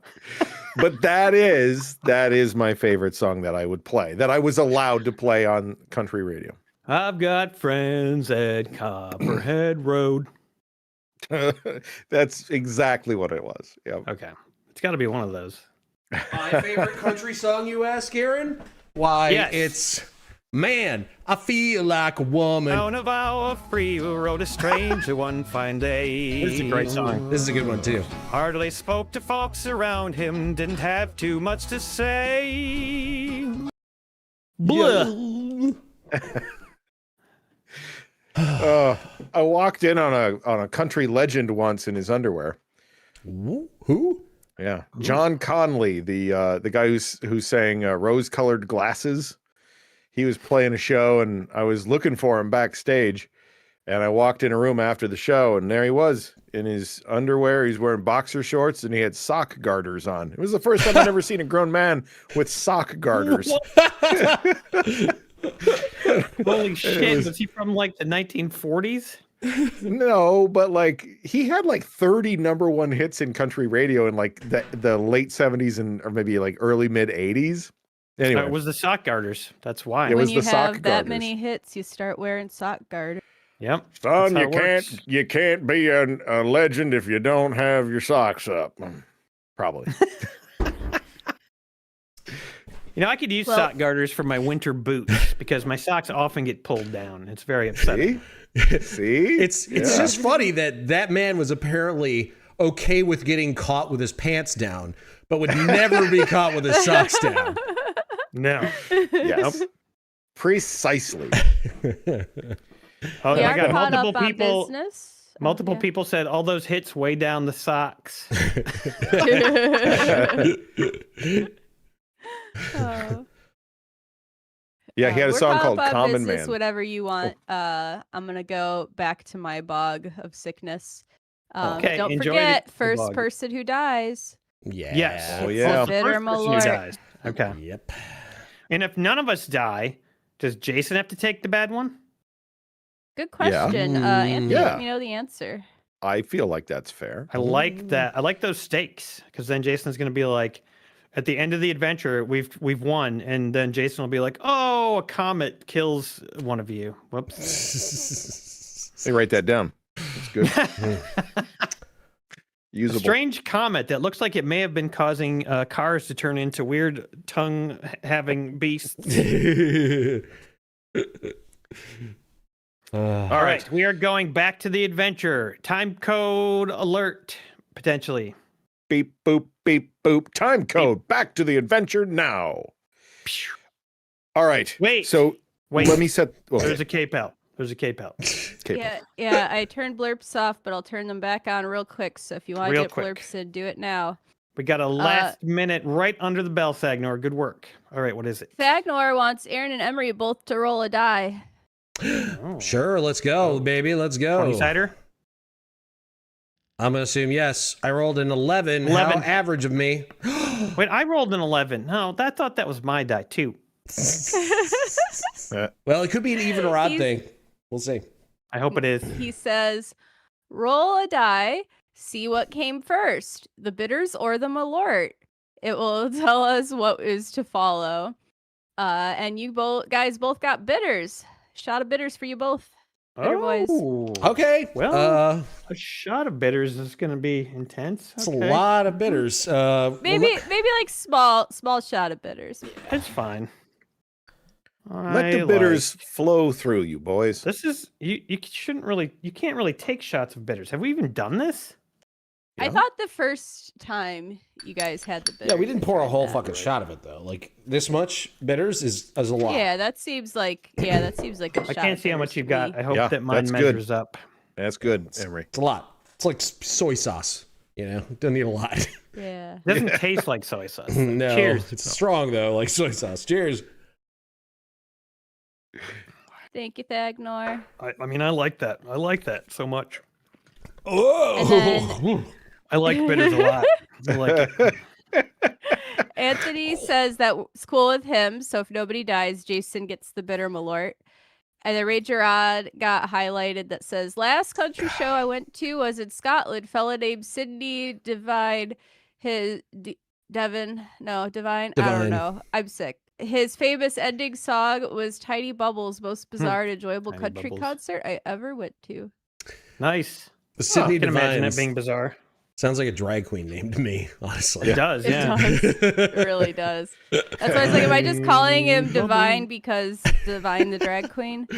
Anyway, Blurp's going back off. Cat going back into a bog. Bye. Bye, buggy cat. Bye. So when we left you guys, here's Yes, time the scene. code. Here's what we have. We got Aaron on a hovercraft, a homemade hovercraft. It's mostly like made out of wood. It's on an old snowmobile chassis, and he's just kind of going in a slow circle. He's trying to figure out how to drive this thing. Although, what was your last roll for the for driving it? You got it started, but you haven't been able to drive it very well yet. I'm pretty sure I got a natural 20, right? No, it was like a 7. Looks like it was a 4 plus your A 4? whatever you. Plus my your driving's 8. It was an 8. Yeah, it was an 8. You're right. Yeah. Okay, so you suck at that, and you're continuing to suck in a small circle as 2 Draugrs approach you with murderous intent. Oh God! Oh hell's bells of fire and shit! Do I think I can outrun them, or should I get out the gun?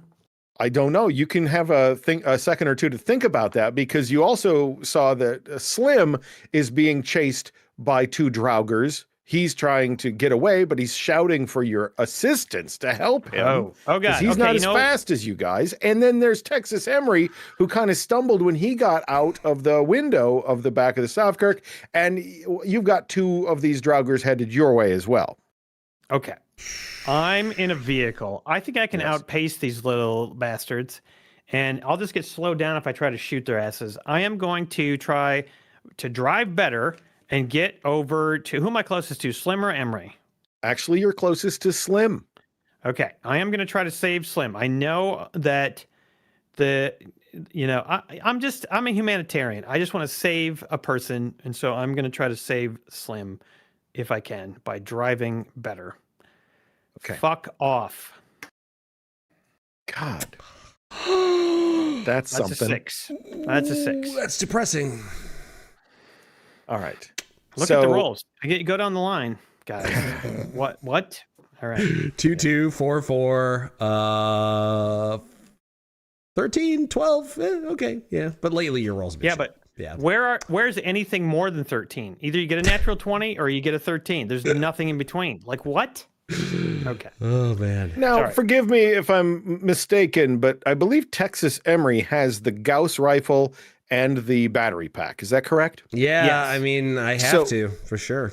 So Aaron, you're armed with a 45 pistol and a 30-30 odd. And a 30-30. 30-30. So you are going to be entering into combat because these 2 Draugr are right upon you. Yeah, I got no Emre, choice. meanwhile, you're in the back of the Stavkirke, and you see that Slim, you're Tex.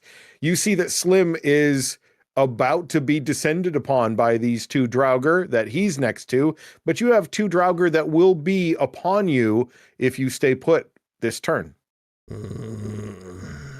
But you have a Gauss rifle and a 40-06. Emre turns into Marge Simpson. Homie, what do I do? That was a terrible. What was it? Okay. Okay. So let me think about this. So if I fire the Gauss rifle, that's gonna require me to stand still because that's a 2-handed weapon that's attached to a really heavy battery. It should be packed up at this point, honestly. But I mean, unless you didn't, I don't know what you did. Well, in order to fire it, I'd have to unpack it, right?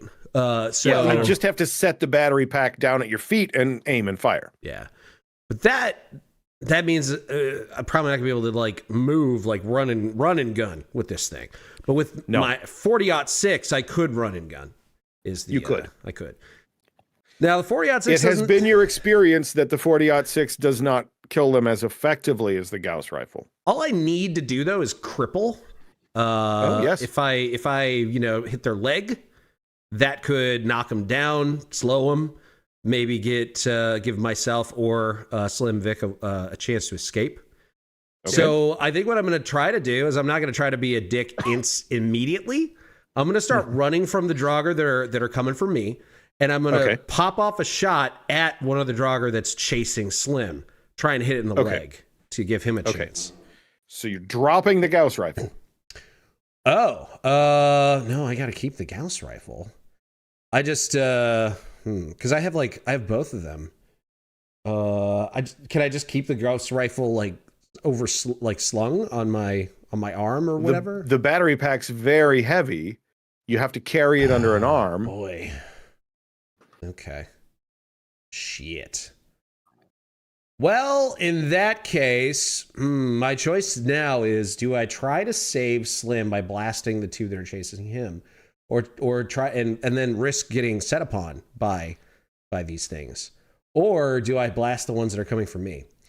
Yeah, it's time to be a little selfish, guys. I don't want Slim to survive anyway, so I guess it's time to blast the Draugrs that are on me, and if I get a chance, maybe I'll save Slim after that. And what are you using to shoot them? You using your 40-06, or are you going to use the Gauss rifle? I got the Gauss rifle in my hand, so I'm gonna use it. I'm gonna use it. All right, fire! Eat this. Ooh, that's only a 10. Okay, so again, when you fire up the Gauss rifle, you hear the high-pitched charge-up whine of this rifle, and then it fires. You're able to aim at one of the Draugr, and you fire it. And you wing it. It's not a direct hit, but you do clip it. Okay. You clip it in the leg, and you do slow it down. But the other one is going to be upon you very soon. Shit. All right. Slim Victor is going to try to just outrun these Draugr. He's dead. But it's going to be a tough one for him. Yeah. Nobody is helping him. And he stumbles in the snow. Oh, gosh. And two Draugr set upon him, and you hear him yell, "You sons of bitches from out of town, left me to die!" That's his last words. Okay. As Slim Victor is killed. As he's being killed, I say, "That's bullshit!" The last thing he hears is you calling him out on his bullshit. Lovely. He was obviously a big bullshitter that lived on this island, you know? Like, come on. Somebody's got to tell him the fucking truth before he biffs it. Well, that might be your last words, because we're back to you, and the Draugrs are going to attack you, Aaron. The first Draugr swipes at you with his claws.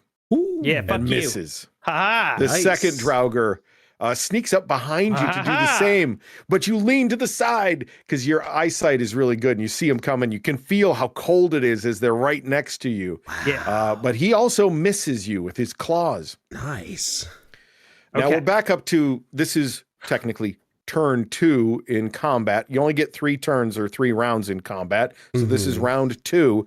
We're going to start it off with a constitution check from both of you, because this cold has been hitting you for about 15 minutes. It's so chilly.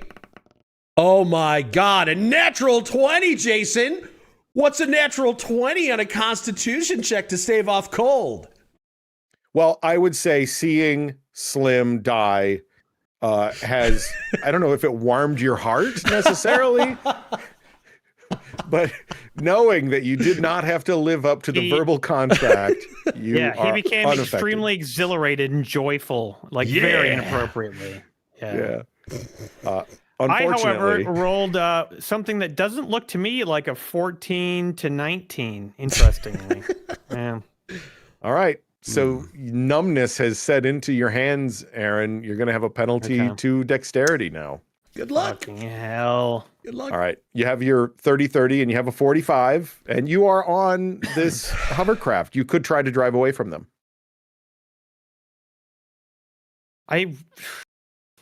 Considering that, like, okay, so what's the negative that what's my negative for being a little bit chilly? -1 to any dexterity-based skill. Okay. Not Well, a huge penalty. it's not a huge penalty for if I'm just trying to blast him.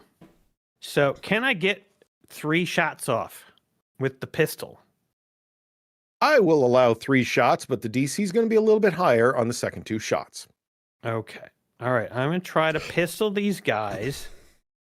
I'm going to go like, I don't know if Emre was screaming about it or not, but his idea of shooting their limbs is smart. So I'm going to try to shoot. I'm going to try to, well, I mean, the thing is, like, they're really close to me, right? Yes. So headshots are on not you. going to be out of the question by any means. No. Yeah, I'm just going to try to shoot their faces. Okay. I'm going to say DC 10 on the first shot, DC Okay. 12 on the second, DC 14 on the third shot. Okay. I'm going to hit go after the guy that got the closest to hitting me on that last. Oh my fucking God. Come on. Could have been worse. Wow. Okay, you got 2 All more right. shots, buddy. You're gonna be fine. What's the DC on the next 2 rolls? 12 and 14. Okay. Come on, man. Same guy. 12. Oh, That is going to be a 15. 15. What did you add to it? +6, but you have for a -1. firearms? -1 though. Oh. This is a dex skill. 14. Okay, you A number shoot that you this, cannot roll in these dice. Sorry, go ahead. you land that shot. That's your second shot, and now your Yes. third. Okay. Are you I'm shooting the doing same one? guy. I assume he's Okay. still okay. He's not dead. There he goes. I hit him again. What's he Okay, do? 2 shots. First shot goes into his chest, neck area. The second shot, however, is much better aimed. Where do you hit him, and how does it die? I hit him in the throat, and his silly little Draugr head goes bloop and like falls in the snow, and his body's like, huh, and falls over. Perfect. Exactly as you said it happened. That's what happens. You have a Draugr still right next to you who is going to attack you in a few Yes. moments. Yeah. And Bring you it. can't drive the hovercraft because you've used your action. But back to Shan't. Emre, Mhm. Texas Emre, you are standing in the back of the Stavkirke, and you're going to be attacked at the end of this round. Okay, I managed to like hit one of them, so one of them's still a little bit behind, but the other one's like basically about to reach me, right? Yes. I think I'm just gonna run because I remember the plan that we had was that Aaron was gonna pick me up with the hovercraft. Okay. Yes. And I just witnessed old Slim Vic get turned into a Slim Jim, right? So it doesn't make sense to just hang out at the back of the Stavkirke blasting guys. I need to run out front and see if I can hitch that ride with Aaron. For all I know, he's there out in front of the Stavkirke. So I just grab the battery and just start hoofing it as fast as I can. All right. Give me an athletics check. Okie dokie. Ooh, oh boy. Your dice have been rolling all right so far. No, not Have really. they, though? No, well, I got a natural 20 last turn, so that's pretty good. But I only got a 10 on my athletics check this time. All right. Not great. Snow is really deep. Your legs are cold. Your feet are not numb, but they're just not moving the way you want them to. You make it about halfway to Aaron. You make it past Slim Victor as you see like the Draugrs have sucked his soul and his eyes out, and he's kneeling there, frozen in a scream. And you can't help but feel something about that, I'm sure. Yeah, and also Emery's phone cam is picking all of this up. Yes, Yeah. evidence for later. As I'm running, I'll say, there was just no chance I was going to hit. You know, if I had fired over at Slim's direction, I probably would have hit him. You know, like that would have been just friendly fire. You know, I could have been arrested for that. Like, no, the best thing to do is, try to save myself, everybody. No, you all saw it. You all saw it. They were coming right for me. All right. You make it about halfway to the hovercraft. You see that Aaron must have killed one of these things already, but the other Draugr on the other side of Aaron is reaching out to grab him. Uh-oh. Grab me. He's going to grab you if he gets a good enough. Oh my God. Ah! Ooh. How do you keep this thing from grabbing you? I'm quick. I just went whoop, whoop, whoop. Slippery, quick. Wow. Able I'm to flubbery. deflect the clawed hands of the Draugr. But 3 more Draugr have finished up whatever they were working on, and now they're heading over to you, Aaron. Oh my God. This feels like unfair. Emery's the bigger target and the louder one. Okay, well, that's fine. Yep. Okay. They're headed toward you. So far, this combat has been a symphony of failure. Every die rolled so far, except for my natural 20 Constitution check, has been a failure. It's amazing. All right, are we right. back around to the Constitution check stage again? Well, yeah, because we're heading into round 3, the third and final round, and if you don't if you don't wrap this thing up, it's going to come down to a single die roll. So, this is your Constitution check. I freeze to death instantly. Oh shit! Natural 1 for Aaron. I rolled it's just a straight con. I rolled a 9. Okay. Yeah. No, seriously, Emery, page back up the die rolls. Okay, sorry. Go ahead, Emery. Jason. So I'll slowly scroll up. Okay.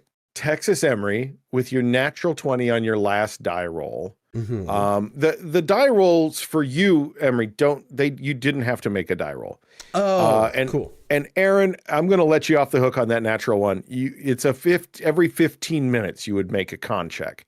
Oh, really? So yeah, so you burned a natural one. Hopefully that's the end of your bad luck, because you're going to need some good luck. Guys, right complaining worked. Jason listened. Jason realized the rules. Okay, He remembered the rules. I came to my senses. I remembered the rules that I made up. All right, that's fair. No, that's fair. No, that's totally fair. Okay, so it is back to your turn, but this is your final turn to act. Okay. You could try to drive toward Emery to pick up some speed. Maybe he can jump on this thing. You also have a Draugr near you, but if you stand still, you're fucked. I see the other ones coming towards me. The Draugr is on the wall. I am going to try to drive to Emery as best as I possibly can. All right. In the hovercraft. And oh my God, thank you. 5 or something. Ooh, dude, your rolls got so bad. They went down the other side. They went to a negative 1, and then they went negative down to a 19 next. It's perfect. They went through a black hole and came out the other side. Yes. You gun it. You grab the handlebar of the hovercraft. You gun it. And much to your surprise, it lifts up off the ground enough. It pulls forward. It lurches forward. And then all of a sudden, you are screaming toward Texas Emery. Emery, you have one shot to jump on the hovercraft. Oh, shit. With the Gauss rifle. Here we go. It's an athletics check, DC 15. Oh, my God. Come on, Jesus. Yes. Holy shit, he did 23, baby. Oh, Tex jumps on like he's hurdling over an offensive lineman to get the sack in his big football career.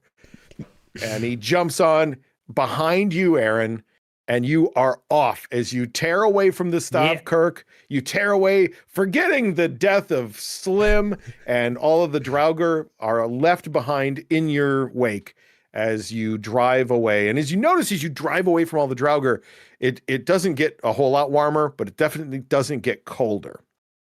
Where are you headed? Whew.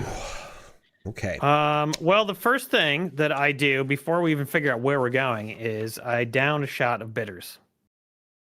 While driving, Aaron? What is wrong with you? Yes, because we know that the bitters stops us from wait, what does it do?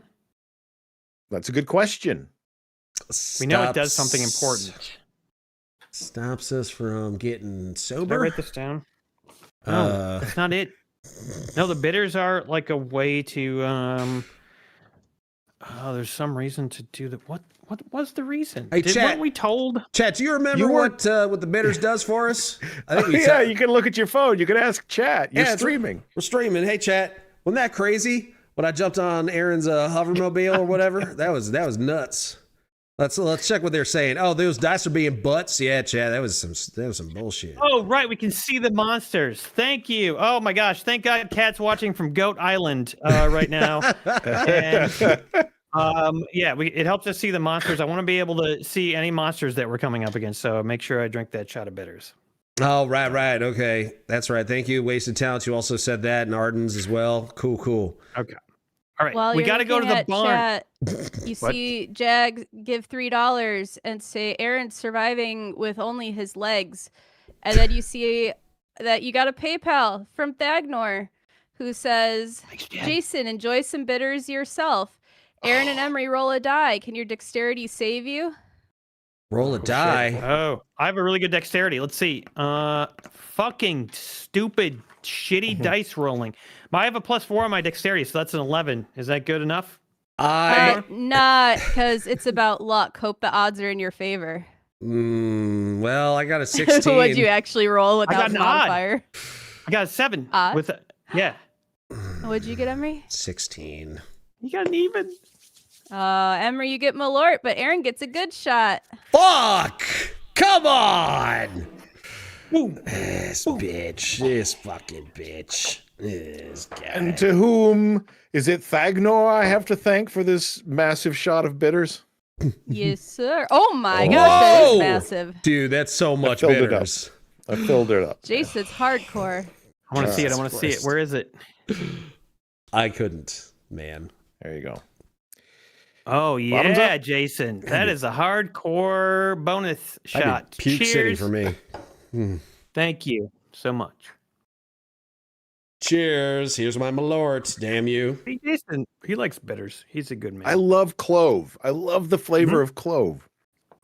Yeah. Whew. John Cena says Jason's a real one. That's what I'm saying, John. Hey, John. Oh my god. I'm in the bitters club now, boys. Mm-hmm. You better believe it. That shot was for Slim. Yeah, we were toasting that. Slim right there, you know? Yeah. Sad about that. That was Emery's fault, basically. I mean, All right. there is not an insignificant part of me that thought that Slim Victor maybe is the one who has caused this whole apocalypse to happen.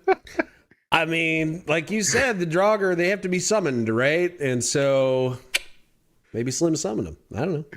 Oh, you think Maybe we'll Slim's never got know. something to do with it? Thagnor says, Jason, you want something with it. That dedication deserves something good. Oh, yeah. You know what? I would totally do that. What do you got for goods?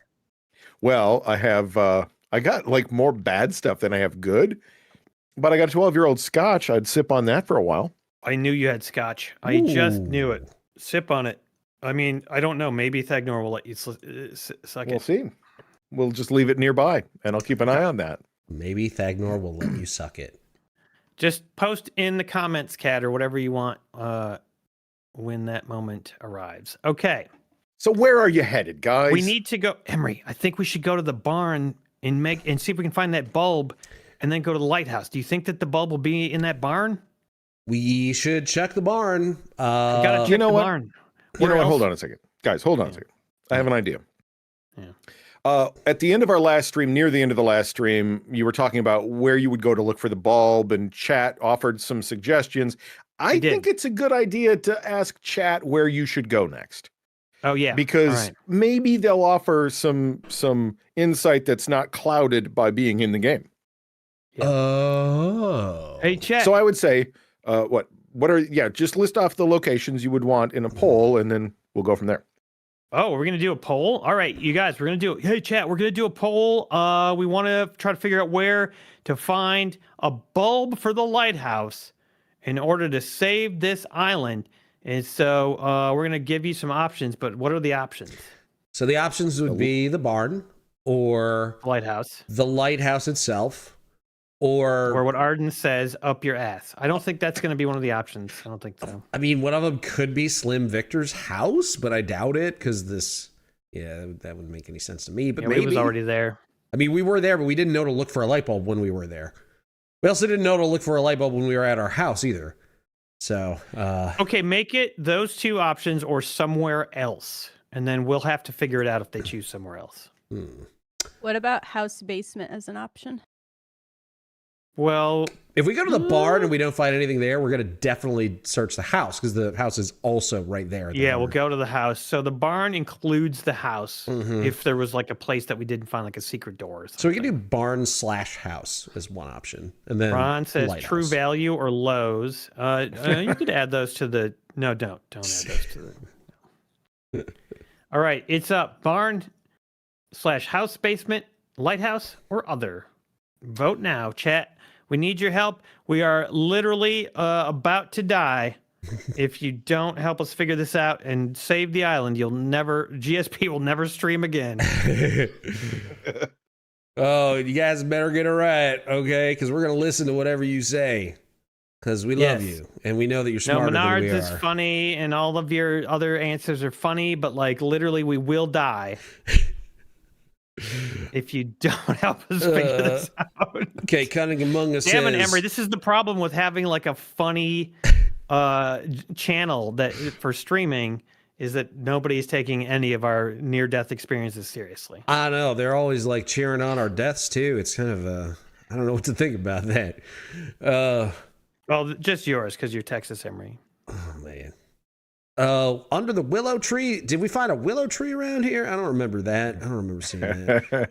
I suppose we could They're saying just go to the lighthouse. Go to the dock, maybe. The lighthouse.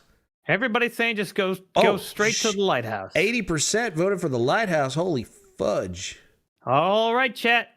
Our life is in your hands. We are just going to go to the lighthouse and hope that there's a bulb there. Would make sense. It would make sense. It would. Why would it be in the barn? I'm always going to wonder what was in that barn, but I am going to take the hovercraft and guide it towards the lighthouse. What if in the barn was like a harness that you can wear where you can like put the batteries in and you can walk around with a Gauss rifle without having to have a second person carrying the fucking battery? That's what I wish was in the barn, but we'll never find it. So what if there was something in the barn that makes it so you never actually have to like eat food ever again? You know what's in the barn? The fucking goat farm with Kat and Courtney and Chris. You think and your that kids. was that's where they were hiding this whole time. The pocket dimension. Yeah. Pocket dimension. Anyways, that was the master's TARDIS. The barn was the master's TARDIS all along. All right. Well, we turn this hovercraft around and we start heading out towards that lighthouse across the frozen Lake Michigan, right? That's crazy. So first of all, thank you, Thagnor, for the delightful shot of scotch that I will be sipping for the next few moments. Yes, to get to the lighthouse. The lighthouse is not on Washington Island. The lighthouse is on Rock Island, which is 1 mile away from Washington Island. Now, normally, you'd have to take a people ferry there. There are no cars or vehicles on Rock Island.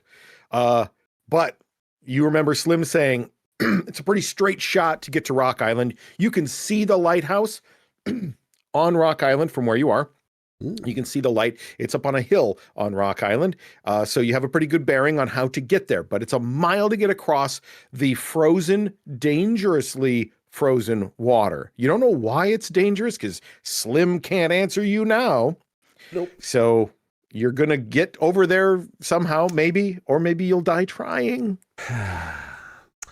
Okay. Doesn't help that Aaron's already failed one of his numbness checks. Yeah, Emre, listen to me. By the way, my heat packs are all gone, right? I used those. I'm going to say you still have a few of those heat packs left. Okay. I'm going to throw those on my hands just to make it so I can drive across this place. It's possible those heat packs I had would still be functional, actually, because they last for a while. And then I'm going to be like, Emre, you got to keep me warm while I'm driving. Do you have any way to like keep me warmer? I mean, I could stick my hands in your shirt and kind of like rub your chest. No, your hands are going to be cold. That's not going to work. They're going to be in your shirt though. We're going to have to, I think we need to go skin to skin. I don't think that that's a wise idea. I think you need to skin. Yeah. That's the only way to keep warm. But that would mean taking clothes off. I feel like that's the worst thing to do. Well, like, okay, hold on. What do you exactly are you implying here? Are we both going to take our shirts off, or we're going to be like shirtless?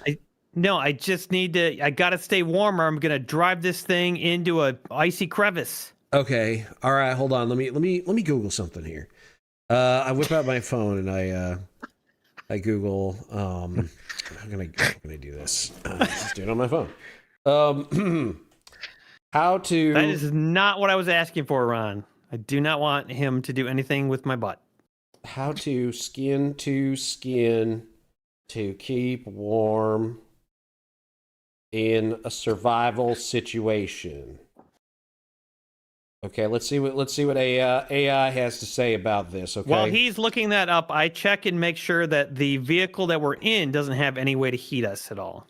It does not. It is a snowmobile that has been converted into a hovercraft covered in plywood with a homemade rubber air bladder underneath it, and a large barn fan attached to the back of it. Oh, that's gonna be cold as hell. All right, yeah, that's It's going to be cold as hell. You have a blanket or blankets, and Emery, you're wearing like jeans and a leather jacket. So you're not dressed for this Holy shit at all. He doesn't even have fucking long underwear on. This is bad. Well, I wasn't expected to be in a goddamn survival situation. Shit. I wasn't even expected to be on this fucking island for more than an hour or two. All And right, also, what did your results produce? okay, the AI says that we have to share a confined insulated space like a sleeping bag or a shelter with minimal clothing, ideally just base layers or naked, and then directly transfer the body heat between someone who isn't hypothermic to somebody who is hypothermic. So yeah, this is not, Right. we can't be wet or windy. So that is not going to happen, all right? But if you do get hypothermia on this travel, when we get in the lighthouse, I will strip naked and hug you until you warm up. I will promise you that. If we get too cold, we'll just do a Little House in the Big Woods, and we'll pull over. We'll dive into the snow and build a hole. We'll dig a hole out, and we'll just keep each other warm. If we get too cold while we're traveling across a frozen lake, you're going to pull over and dig a hole on the frozen lake. How deep is the snow on the frozen lake? There's no snow on the frozen lake. It's all ice. Oh, God, it's all blown over. Well, I mean, you can't see a full mile. There might be some open water in the middle. Okay. Thankfully, you are driving a hovercraft. Open water. Oh, yeah, it's a hovercraft. I mean, we're fine. Yeah. Okay, we're not going to stop on the lake. We're just going to go to the lighthouse. All right, let's see what happens. So, you're both freezing. I'm going to give you one Constitution check before you get to the edge of the lake. All right, let's. So that Constitution check is a DC 10. Anything under a 9? There we go, a 9. Thank you. All right, and I got a 16. My Constitution bonus is nothing, so I failed. Oh, nice. It's not all bad, Aaron. You are now shivering, and so the numbness that you had before that was like a -1 to dex-based skills, I'm going to keep that because I don't think you have those heat packs. Yeah. You reminded me of those heat packs. So I'm going to stick with the -1 to your dex-based skills for now. Okay. All right. And all I'm doing is driving straight, right? Yeah. And Emery, I'm going to say you don't, there's no effect for Emery because he's behind you. You're blocking the wind, Aaron. Yeah. You know, I could basically like Jack Nicholson freeze solid right now. And as long as the vehicle kept going, we'll make it to the lighthouse. That is true. Yeah. Yep. And I'm still good. And I am very, very, very big and warm and like fuzzy. And, you know, I'm basically like a space heater. That's what Kat always calls me. She calls me a space heater. So I think you'll be fine, dude. As long as I'm right here, like hugging you as we ride, you'll be okay. Oh, Emery, chat just gave me a good idea. It says cut Emery open and climb inside him. See, that's always an option too. Okay. All right. I'll think about that. That's some skin to skin for you. Inside skin. Inside skin. Better get an STD check before you start going in there. Okay. So I want a drive check from Aaron. Okay. This is going to be sort of like the halfway point across the frozen lake. Okay, that's going to be okay because that's a 13. That's a 13. Okay. Well, the DC, I should have told you, the DC is 15 to avoid any sort of danger at all. Okay. Okay. The ice closer to the middle of this channel is not as good. It's not as frozen. It's actually is kind of like broken up. It's brittle. And there are some sharp edges to this ice. And one of those sharp edges cuts a hole, punctures a hole in your air bladder on your air hovercraft. Oh, son and you of a feel bitch. you feel it dip a little bit to one side. Oh God. Okay. But you are still intact as you get a little bit closer. There's 2 more of these drive checks, Aaron. Now, if Emery would like to help you out by looking ahead to see where the potential danger could be, I'll give you advantage on this one, but it's going to be a DC 15. All right, I'm gonna be spotting while I'm trying to rub him. You know, keeps his arms like nice and warm, rubbing. And I'm gonna take a perception check here. Let's see. Oh no, I only got a 9. Aaron, my glasses are fogging up. I can't see shit. My body heat. God damn it. That's unfortunate, Emery, because Stagnor just said if Emery sparks my funny bone or inspiration, I'll send him a good shot to share the love. Whoa. Oh, the pressure's you on. Could have had a good shot. That'll keep us warm. Yeah, I think a good shot for either of you, you can avoid the next check. Now, far off in the distance, a half mile away or so, you see an enormous stone boathouse. Ooh. On Rock Island. That's where you are headed right now. But with Emery's poor check, because his glasses are all foggy, Aaron, you're going to have a DC 15 check without advantage. Okay. All right. I mean, I don't really have anything that could help me with this roll. You know what? That's not true. You can mortgage some of your other skills to pick up some points if you'd like. If you'd like to take some points away from anything on your sheet. Holy shit. It could cost you later. Yes, We've never I want done to, this before, right? But it's always been a thing. We've always been an option. I forgot this was an option. What can I mortgage? Park Place. Well, let's say you could get rid of the 5 points in animal handling. Yep. Go down to a 0. Actually, that's Emery's sheet. Never mind. Hold on. Is this like a 5-to-1 ratio? Like, what's the ratio here? No. It's a 1-to-1 ratio. 1-to-1 ratio. Oh. Okay. Yeah. That's nice. Let's see, Aaron, what do you have here? You could get rid of your investigation. Maybe that could come in handy later. Who knows? No way. I'm not going to get rid of that. You know what I'm going to get rid of? Is my you know what? I don't think I'm going to be using melee. I'm going to get rid of melee. Okay. That's 4 points that you can add to this die roll, plus your dexterity for driving. All right. Because Emery's the melee guy. 1. So hopefully he'll be alive when it comes to the point where I needed to use melee, and I regret this. Here we go. +4 to the roll plus my driving. So that's going to be a +9. -1 because of the numbness. Okay, a +8. That's a fucking shit stains. I haven't rolled anything ever. Oh no! Oh, you guys. Okay. Yeah. Again, you hit a jagged shard of ice. A second hole has been torn into the air bladder underneath your hovercraft. And you realize, boy, this thing is getting dangerously close to the ice. If the bladder goes completely, if you miss your next check, you're going to be dead on the ice. And this fucker is heavy. You're probably going to break through the ice. Aaron, so I just want to warn you, if we lose this air bladder, we're going to crash into the lake. And that means both of us will die. And that goes for the way home, too. Not only do you have to not fuck this up, but if we ever want to go back home, you have to not fuck it up then too. All right? God damn it. Yeah. Say, somebody send us a shot. It's the only way we'll be able to have, if we have advantage, it's the only way we're going to win. All I can do is roll 9s or less. I'm going to wipe the inside of my glasses off.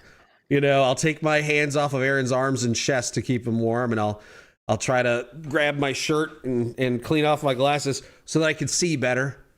Don't worry about it, Emery.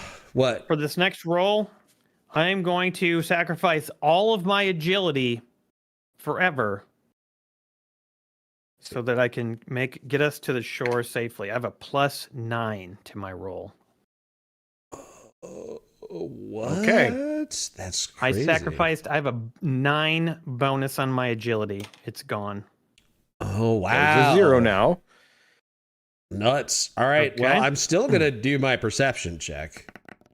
So I got a 19 on my perception check. All right. You spot some jagged ice ahead and you warn Aaron. Watch Do out. I have advantage? You have advantage. I still need and a plus 9. and a Trust plus me. 9 and a plus 4 for your driving, minus So 1. plus 13 with Yep. advantage. Plus 12 with advantage. Plus 12 with the minus 1. DC 15. Oh, And I fucking needed it too. God damn it. All right. 29. All right. that I'm was popping up a new image to show you as you are headed toward this boathouse. You swerve around some jagged ice that Emery has warned you about. That certainly would have emptied your air bladder and would have left you probably in death. You guys would not have survived a fail on this one at all. And God damn it. Where's my gloves? you have gloves on. I just you had to take them off for a second to itch your balls, but you'll put them right back on after this is over.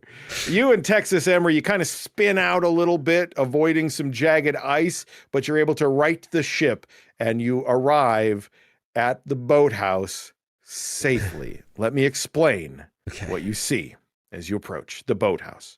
The boathouse on Rock Island, Wisconsin, is a massive, squat structure consisting of gray limestone and enormous windows of panes of frosty glass.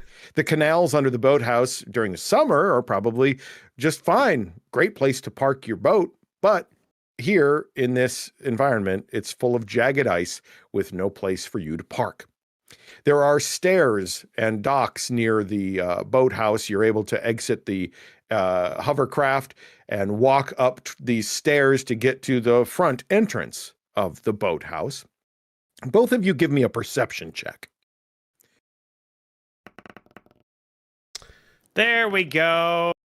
Whoa! Why? What? Why? Joe, Why? Natural 20. Why do that? Excuse me? No, I mean, like, what a waste. What a fucking joke. On perception checks. God damn it. I'll make it worth your while. I'll give you some tips with perception. Okay. Okay. All right. First of all, you perceive that you're getting really cold, and you're going to probably end up with another Constitution check unless you do something about it. So that's your first perception is how damn cold you are. So I'm going to give you a chance to do something about that. And as long as you come up with a fun idea, it'll work. Second thing is you perceive the screams of the Draugr. They're not over on Washington Island, though. They're coming from the forest around the boathouse on Rock Island. Oh, no. They're there already, somehow. You climb the stone stairs at the entrance of the boathouse. You hear the screams. You feel the cold. You look over at the heavy, hand-carved oak doors, and you see a chain and padlock running through the handles. What do you do? So where's the chain and padlock? On what door? It's running through the front doors of the boathouse. You can't just go in. You're going to have to deal with the chain, the padlock, something. Okay. And our hovercraft is essentially like parked like by the edge of the lake or something. Okay. Yes. Okay. Okay. There's a Draugr in the forest. We have to get into this boathouse. There's a chain. There's a padlock. Do we have any way to pick the lock? Are you any good at that, or did you? No, you haven't sacrificed that ability. I just only sacrificed my agility, not my dexterity. Okay, so do we have any way that we could pick this lock? What do you got on you, man? Do you have anything? So you have some guns. You have some guns. You could ninja stars. Ninja stars. Shit, we got guns. I mean, we can just blast the lock off. Car keys. I don't want to be loud. Let's blast the lock off, dude. Yeah, if we do that, that's gonna alert all the fucking Draugr on the whole Rock Island that we're here. Oh god, they might not know we're here. We have been kind of. I don't know. So I'm far. too distracted by how much I look like Stephen King. What? I look like Stephen King on the snowmobile. Okay, let's go to. There's got to be another door, right? You don't find one. You go kind of look around the side of the boathouse. There's just that one double door in the front. What the fuck? All right, I have to smash it. I can't pick it. I could try to pick it. Do I think I could pick it with anything? I don't have anything to pick it with. Don't really have anything. Oh, I have my sword. Yeah, we have an axe that's gonna be less loud than a gunshot, but I don't think we're gonna break a. How fucking loud chain. is? How loud's that the Gauss gun? It's pretty loud. It's crackly, like lightning. And we have barely any ammo left for it. So we should save that. Yeah, I mean, I guess probably shooting it with the largest caliber gun that we have, or maybe the smallest, to try to make the sound not as big of an issue. We don't have time. We got to get in there. We got to get warm. Here, give me the handgun, or just you use it since you have it. Just blast the fucking lock. Fine. I'm blasting the fucking lock off. Yeah, this would be great. All right. There we go. Wow, look at you. Two of those in a row when it's not important. 3 natural 20s in a row. Wow. You know what? I'm going to give you some benefits here to this. Yes. You realize, like, you don't have to shoot this gun. You can just gently tap the master lock in the right spot, and then the thing releases. You didn't have to make a bunch of noise. Yeah. And you and Emery are so excited about this. You hug one another, and it fills you both it fills all of your extremities with warm blood. And now you're back to feeling just all kinds of toasty warm inside. Yes. As we're hugging, I whisper into your ear, I say, buddy, you don't look like Stephen King. You look like Mark Hamill. Yeah, that's what everybody in chat is saying, but I don't see it. I only see Stephen King. Go look at Stephen King and tell me I don't look like him. You don't look at it. I know what fucking Stephen King looks like, bitch. Fucking you're Mark. I think I look Hamill. like Stephen King. All right, I'm Mark Hamill. Fucking blue milk. Eat me. Let's get inside and get warm. Okay. You enter the boathouse. Oh, can I just say that it's really sad that the only thing people talk about now when they talk about Luke Skywalker is the fact that he drank fucking blue milk in Star Wars. Okay, let's go. You enter the boathouse, and inside the main hall of the boathouse, you're out of the wind, but it's really no less cold. This would be a fantastic place to play D&D. By the way, it's a Norse-themed banquet hall, but the emptiness is eerie. Large banquet chairs and tables pushed to the sides, maybe kind of hanging out in the middle of the room a little bit. They all bear hand-carving tableaus of the Norse pantheon. Decorative shields, banners, and other flair kind of decorate the walls. There's an antique Norse rowboat sitting amongst some dust and cobwebs. Oddly, there are some lights on in this hall, which is strange. That is strange. They're like glowing yellowish orange incandescent bulbs, filament bulbs, old style bulbs. You don't know how the power is being generated to these things. And on the interior wall, there is an enormous fireplace that sits empty. It's so large, this fireplace, you could both stand up in it with plenty of room to spare. The hall smells of minerals, and the tang of energized copper is on your lips. A locked door sits to the right of the fireplace. What do you do? Oh, God. Man, we tasted copper before, right? We tasted copper. Did we? I felt like we tasted copper at some... Was it just like when we were at the Stavkirke that we tasted copper? In the air? Was that it? Was that correct, Jason? I remember you mentioned it like right at the beginning. Okay. Yeah, there was a metallic taste to the air. It was so cold. But this is a little different. It's like a tanginess in the air. These torches are lit. The fireplace is not lit? Well, in our image that's on the die roller, they're torches, but they aren't torches in the story. In the story, these are actual filament bulbs. Okay. And the fireplace is not lit. All right, fireplace is empty. Let's look at the blueprints real quick and see if these light bulbs are anything like the one we're looking for. Yeah. You grab the blueprint and you bring it up and you're kind of eyeballing it. You're trying to figure out, well, what is this? The bulb that's in the blueprint. I'll show that to you again as you're looking at it. You see the Thordarson's torch. Okay, there's the housing unit that's in the lighthouse, presumably, and then there's some batteries. That's the voltaic pile, and then there's this little glass bulb. It's sort of like a oval shape. There's a pipe that comes in the top, and there's one at the bottom, and there's one kind of low on the side, and there's some sort of liquid in the middle of it. But that's not what these bulbs look like at all. Okay. Liquid bulbs. Okay. All right. Well, this place has a locked door.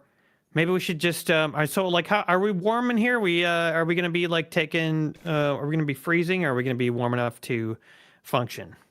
You're okay for now. But it is a little cold in here? Or It is cold in here. So maybe in another 15 minutes you might have to make a check. Okay. But for now you're fine. Okay. Okay, well, so we could make a fire. We do have a big fucking fireplace here. And then we should probably look around for anything, any sort of like secret, doors or secret like fucking compartments or, more blueprints or just anything, right? Okay, I'll investigate. You start the fire. All right, I'm gonna search the fireplace first just to make sure that it's like safe to light a fire in there. You get into the fireplace, you stand up, you look up, and you see open sky up above. As far as things to burn, there's no stacks of wood or anything, but there's all these chairs and tables in here. Yeah. They're probably over 100 years old and they're hand carved, beautiful tables, but they'll burn. Perfect. Meanwhile, Aaron, give me a perception check. The building back up. Yeah, let me do that. Okay, that's going to be a 10. All right. You look around the room and you see all of the chairs and the tables and the banners and the various odds and ends that we explained before. But other than this locked door next to the fireplace, you don't see anything else. There's shelves and some other things in there, but nothing of use. All right. What's this door locked by? It looks like it's got a fairly modern looking deadbolt lock on it. Oh, shit. So it takes a key, though, right? It would. I will investigate and try to figure out where there might be a key. All right, give me an investigation check. Emery, give me a survival check. Okay. Got a 15. I start Googling, are cobwebs flammable? While I, They are. Hell yeah. I kind of thought they were. I got an 18. All right, now the rolls are getting better. Texas Emery is able to light a fire, no problem. Starts burning some wood that he's found in here. Aaron, on the other hand, as you're investigating this lock, you realize, you'd need a key to get in this or a well-placed shot from a 40-06 or a 30-30 or a 45 would probably bust this lock open. Probably would with a lot of noise and danger. Okay, I'm just going to continue investigating and try to find a key somewhere. All right. Give me a perception check as you scour the room to try to find any way to get in that's not That's shooting. a 5. So close to another natural 20, though. My God. Yeah. Right there. Texas Emery, give me one of those perception checks too, as I'm sure you're going to be helping out. I got that fire lit so quickly. You need some help, Aaron? Here, let me see if I can help you out here.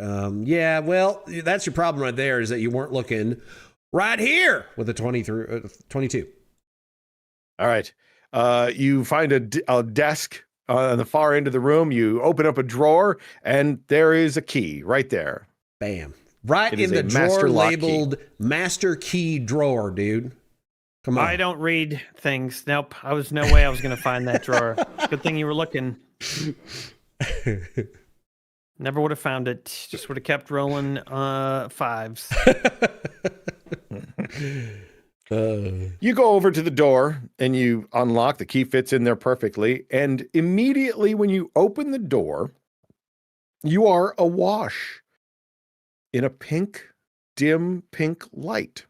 Ooh. And a humming frequency so low that you can't hear it, but you feel it in your teeth. There it is. There's a machine in this alcove, this tiny room, that looks like it belongs in an old science fiction film. Copper coils, ceramic insulators, a large silver metal disc etched with an array of Nordic runes. All of these things are attached to a fragile-looking pink glass bulb emitting a pink glow.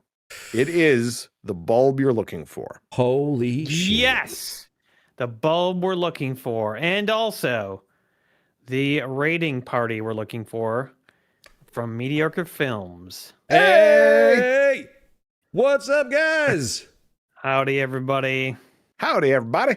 What is up? Welcome to the stream. We're doing some role playing right now. We're on a frozen island in Wisconsin, where it's cold and freezing, and Emre and I are playing ourselves in a role-playing game, trying to save an island full of people from nasty type people. Well, they're not even people. Yeah, They're they're more like creatures. undead droggers.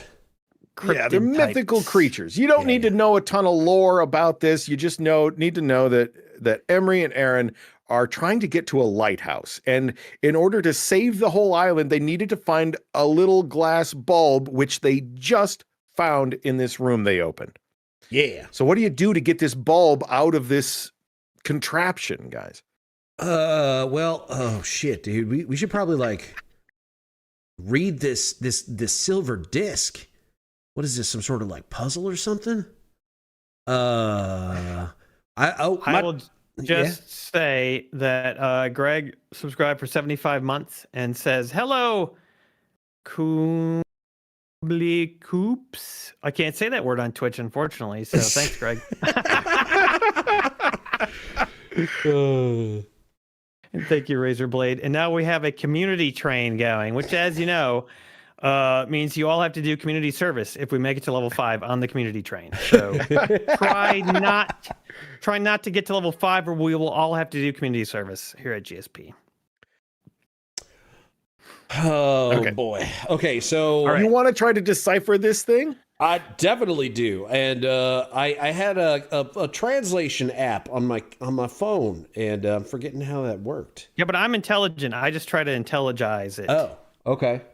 Let's see if you guys can do both things. I'm going to give Emre a die roll for computer tech. So he's in his phone trying to find his translator app. He gets a +0 on this roll. 12? Okay, Not not bad. bad. Not bad. That'll help Aaron out a little bit. I'll give Aaron advantage on this for an investigation, just a flat out investigation check. You get a +5, Aaron.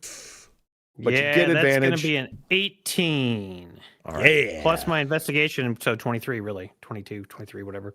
You put Texas Emery's his app to work. You use your massive brain power and you figure out where the off switch is. And you're able to click it off. The bulb turns off, and all of the lights in this dining hall turn off as well. Oh. And the bulb is cool to the touch, and you're able to delicately, gently remove it from its housing. You have this delicate glass bulb. It looks like it has mercury in the bottom of it. Oh, that's How are you going to get it? How are you going to get it to the lighthouse?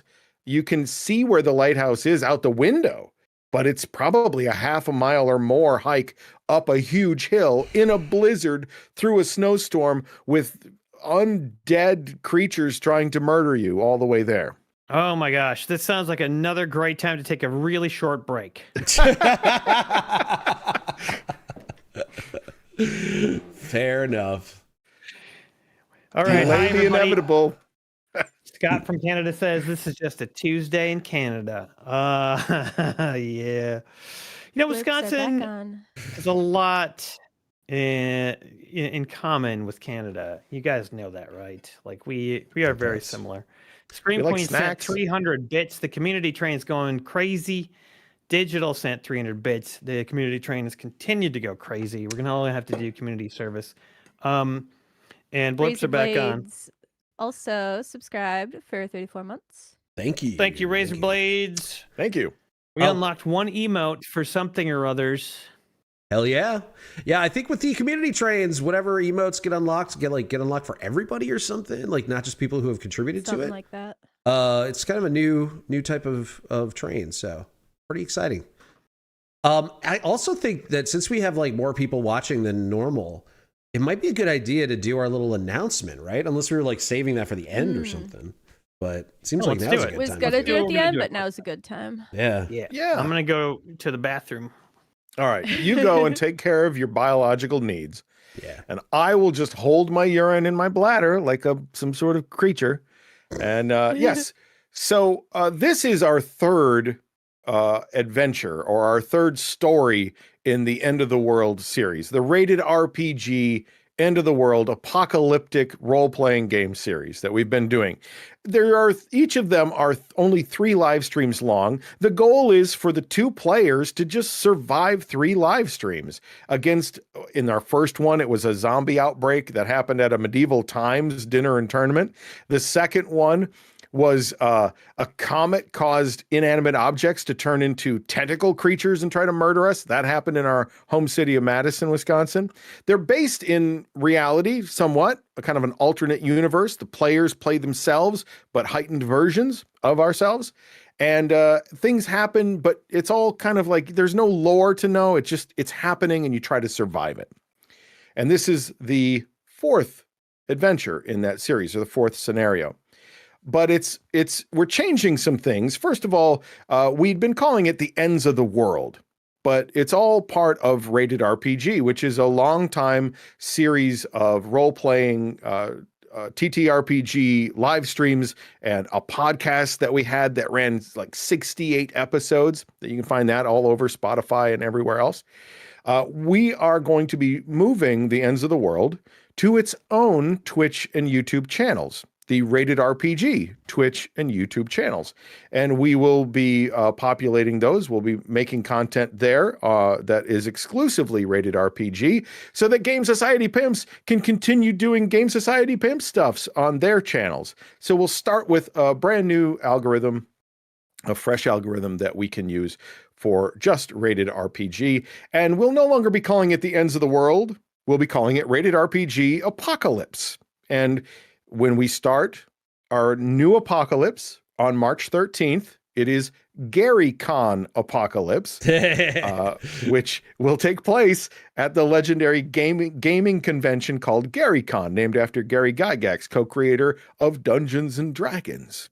I suggested we call it Rated RPG Poopy Bad Time, but nobody wanted to do that, so we're just gonna. We considered it so much, but then we were just like, Aaron, it's too powerful of a name. I think it's gonna be. I think that would have been successful. It's also too similar to our other channel, Bucket of Pee, Bucket of Poo. So that's been around for a long time. Yeah, that would be a confusing branding experience. Yeah. But when those channels are made and completed, we'll be putting out links on various places on the Rated RPG Patreon, probably the GSP Patreon, in both Discords, on the community tab for our YouTube channel, all sorts of places. We'll be putting those links so you guys can find the new channel and branding. The best part about the new channels for Rated RPG will be that we're going to have all new dice rolls, and none of them are going to be 9 or below all the time. So that should be good. Yeah. But yeah, we would really appreciate it if all of you guys subscribe to that channel and, migrated over there. Since, we know we're going to probably lose some people. It always happens when you move channels or whatever. But as many of you guys we can get to watch us over there, we're still going to be sticking to the same schedule. It's going to be exactly the same thing, just on a different channel. Yep. So yeah. Just kind of giving the algorithm a fresh start and a re-kick in its ass. Exactly. Mm-hmm. All right. And to finish off the break, we got 2 things. One was a highlighted from Ranger On, who says Discord's going to be full of some interesting fan fiction over the next couple days. Yeah, we will, James. I hope so.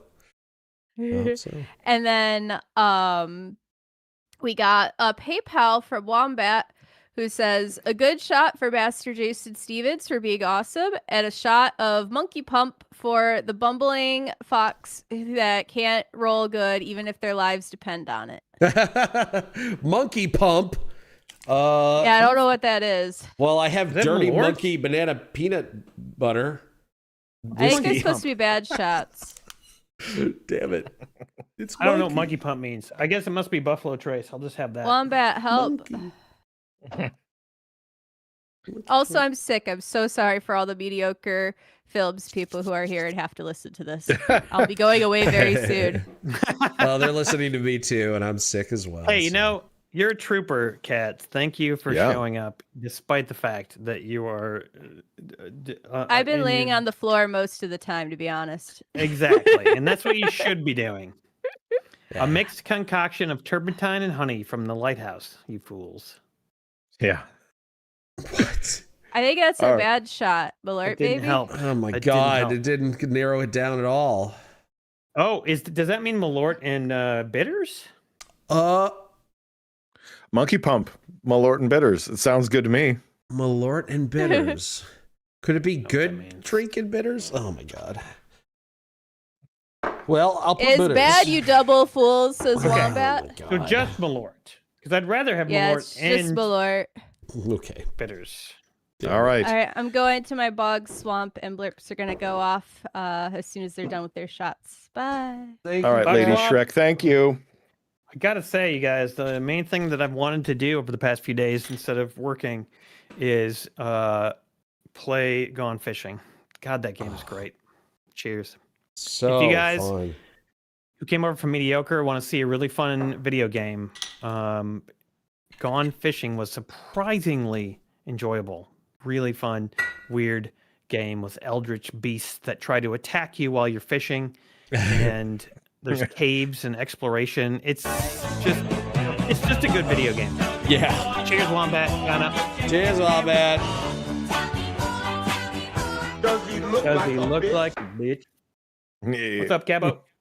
Cabo. I get it.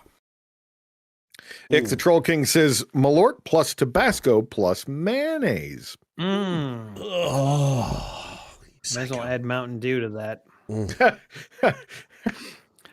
Because when I was in college and my ex-girlfriend worked at a bar, I went there with my friends and we were like, we should come up with our own horrible drink. And so we made a drink called the Wasteland, and it was Tabasco and Mountain Dew and Jägermeister. And it was the worst drink in the history of humankind. Even worse than Malort, I would say. God, I mean, It was bad. why the Tabasco? I think Mountain Dew and Jaeger would probably be tolerable, but Tabasco? Yeah, but then you had Tabasco and it's No. bad. Yeah. Gross. Anyway. Back to the adventure. So, for Yes. time code purposes, here we go. Back to it. The adventure resumes. I'm several shots deep, by the way. Yeah. I'm the dungeon master or the game master or just the masturbator. I don't know. Oh. You can be All all right. those things. It's fine. You guys have found the bulb. You've removed the bulb, but how are you going to protect it? What's your plan?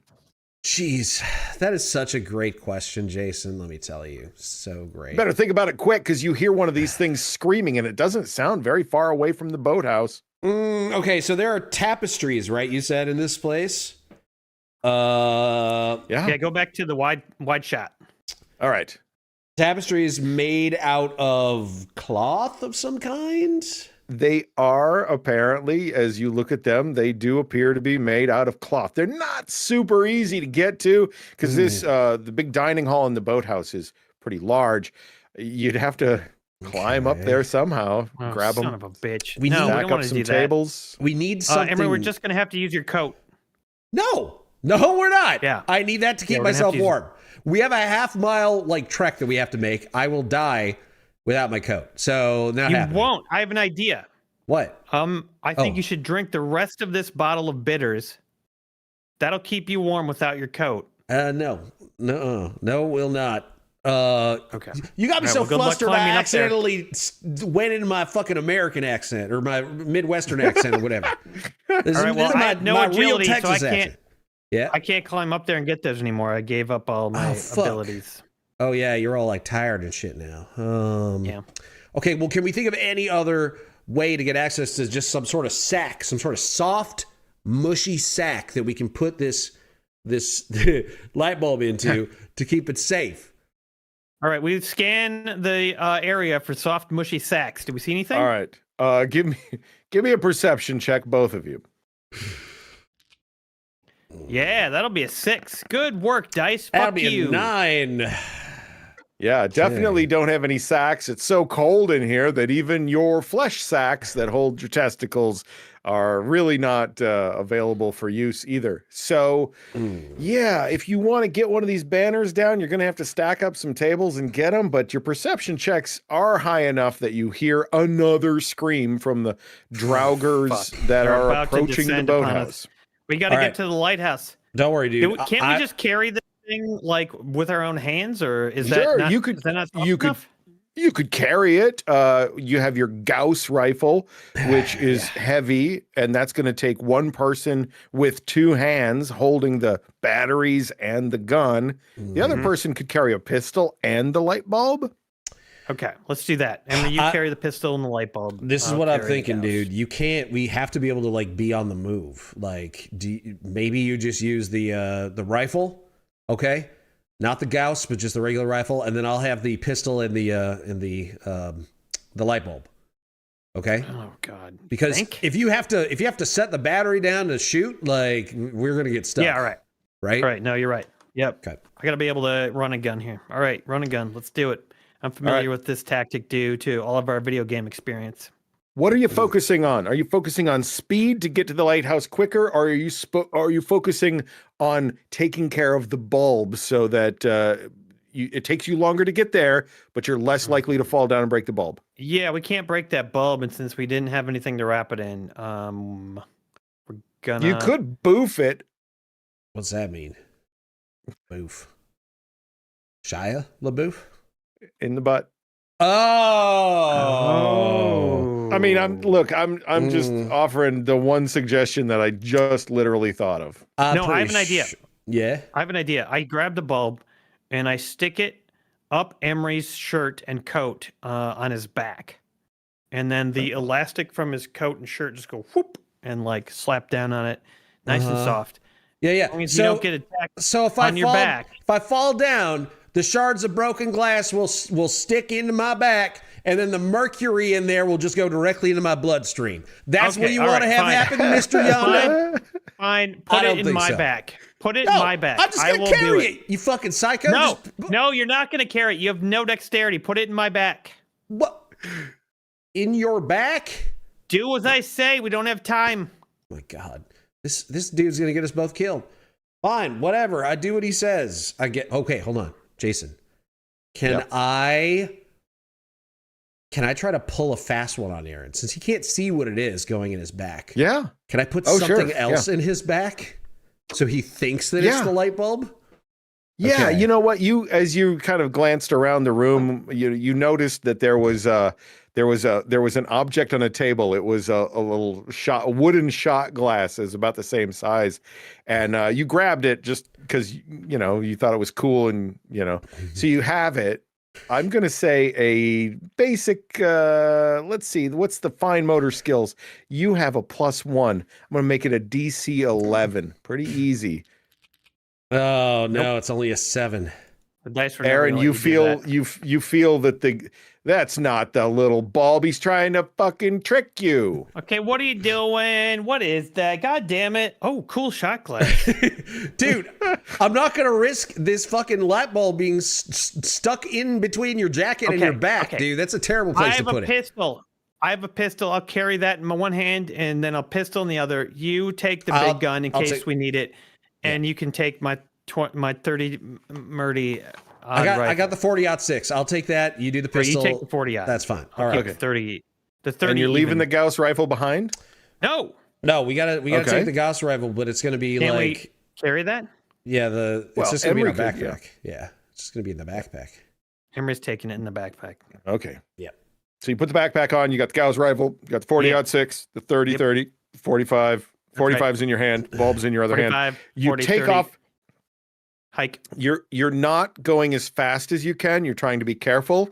So you're still going to have one dexterity check as you get you've warmed up by the fire that Texas Emery has created in this fireplace.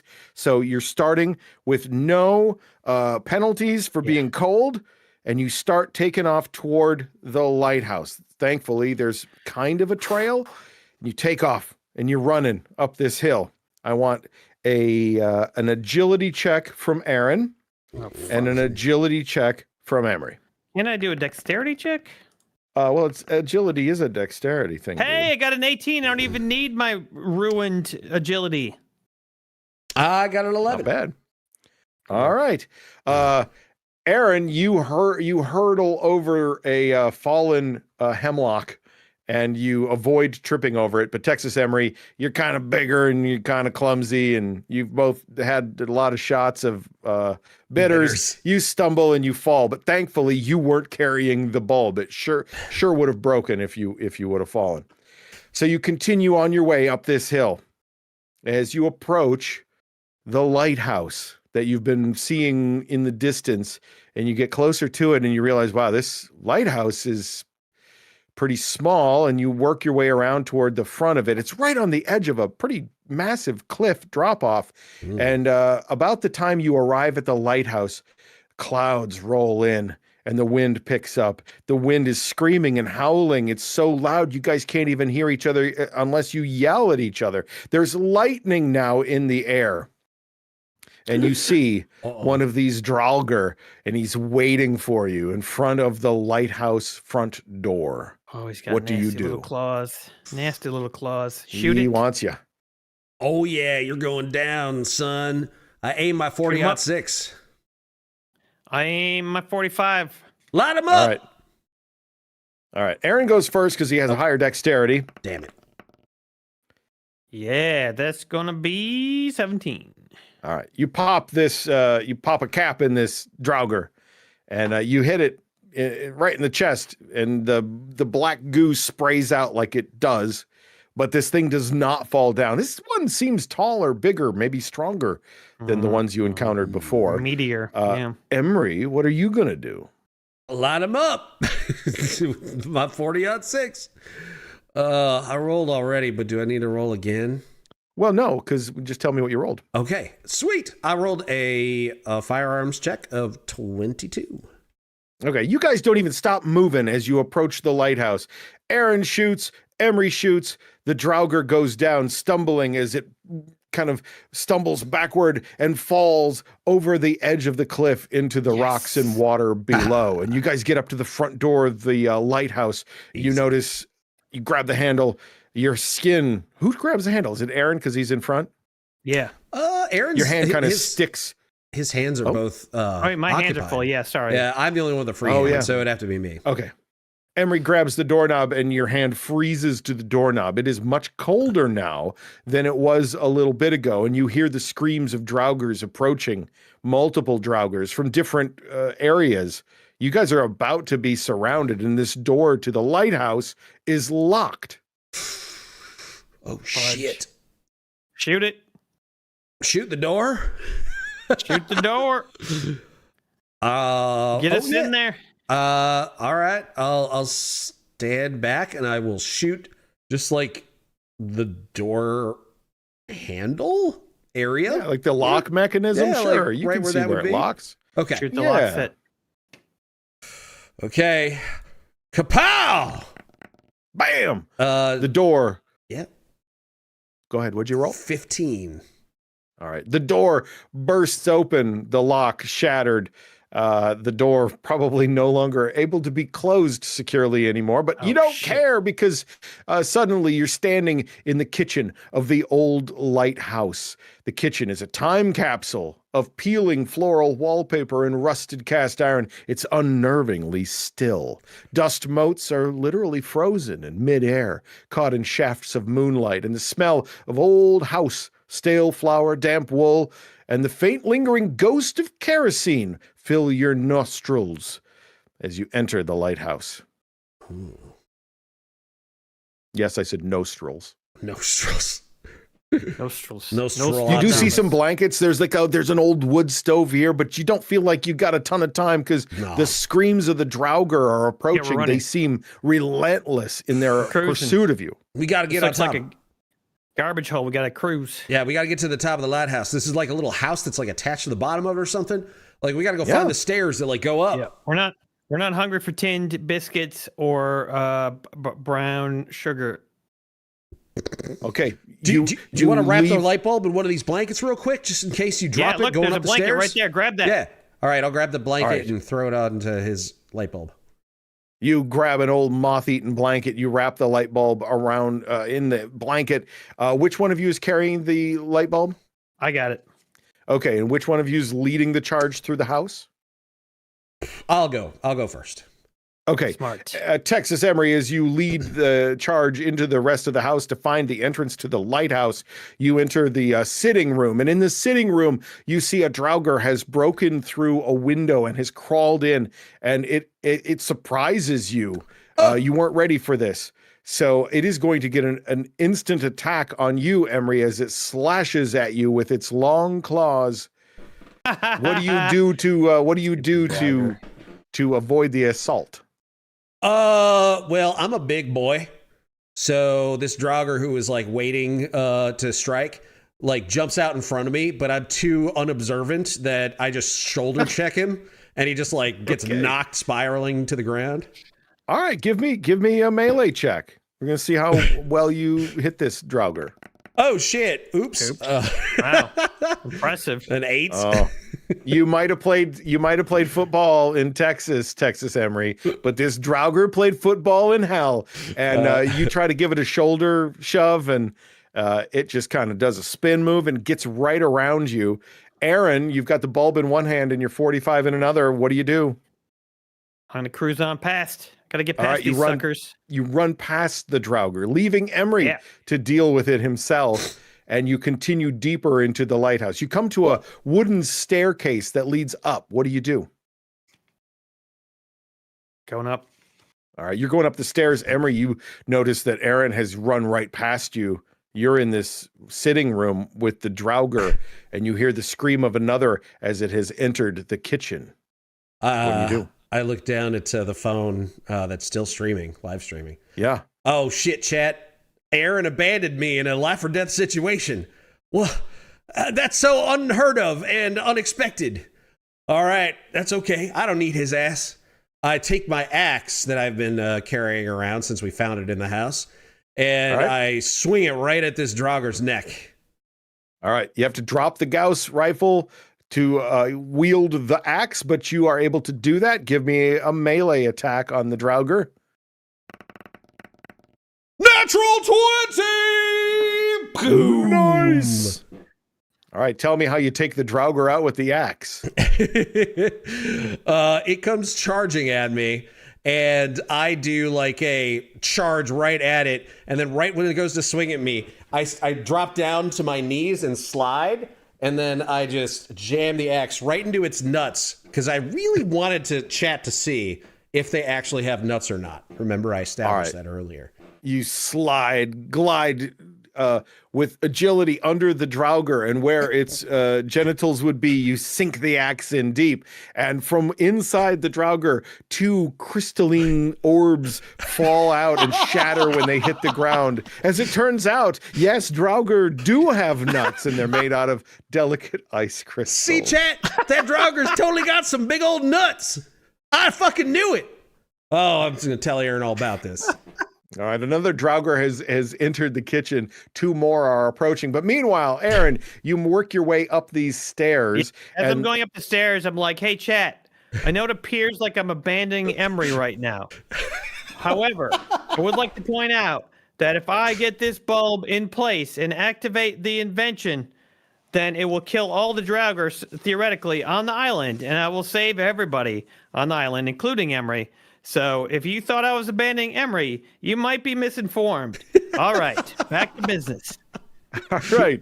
After clearing your name with chat, you turn a corner and you see another stairway in a little bit of, it's like a little alcove where the stairs are smaller, but you can see in there, it's a spiral staircase, a wooden spiral staircase leading up. And let me explain what you see here.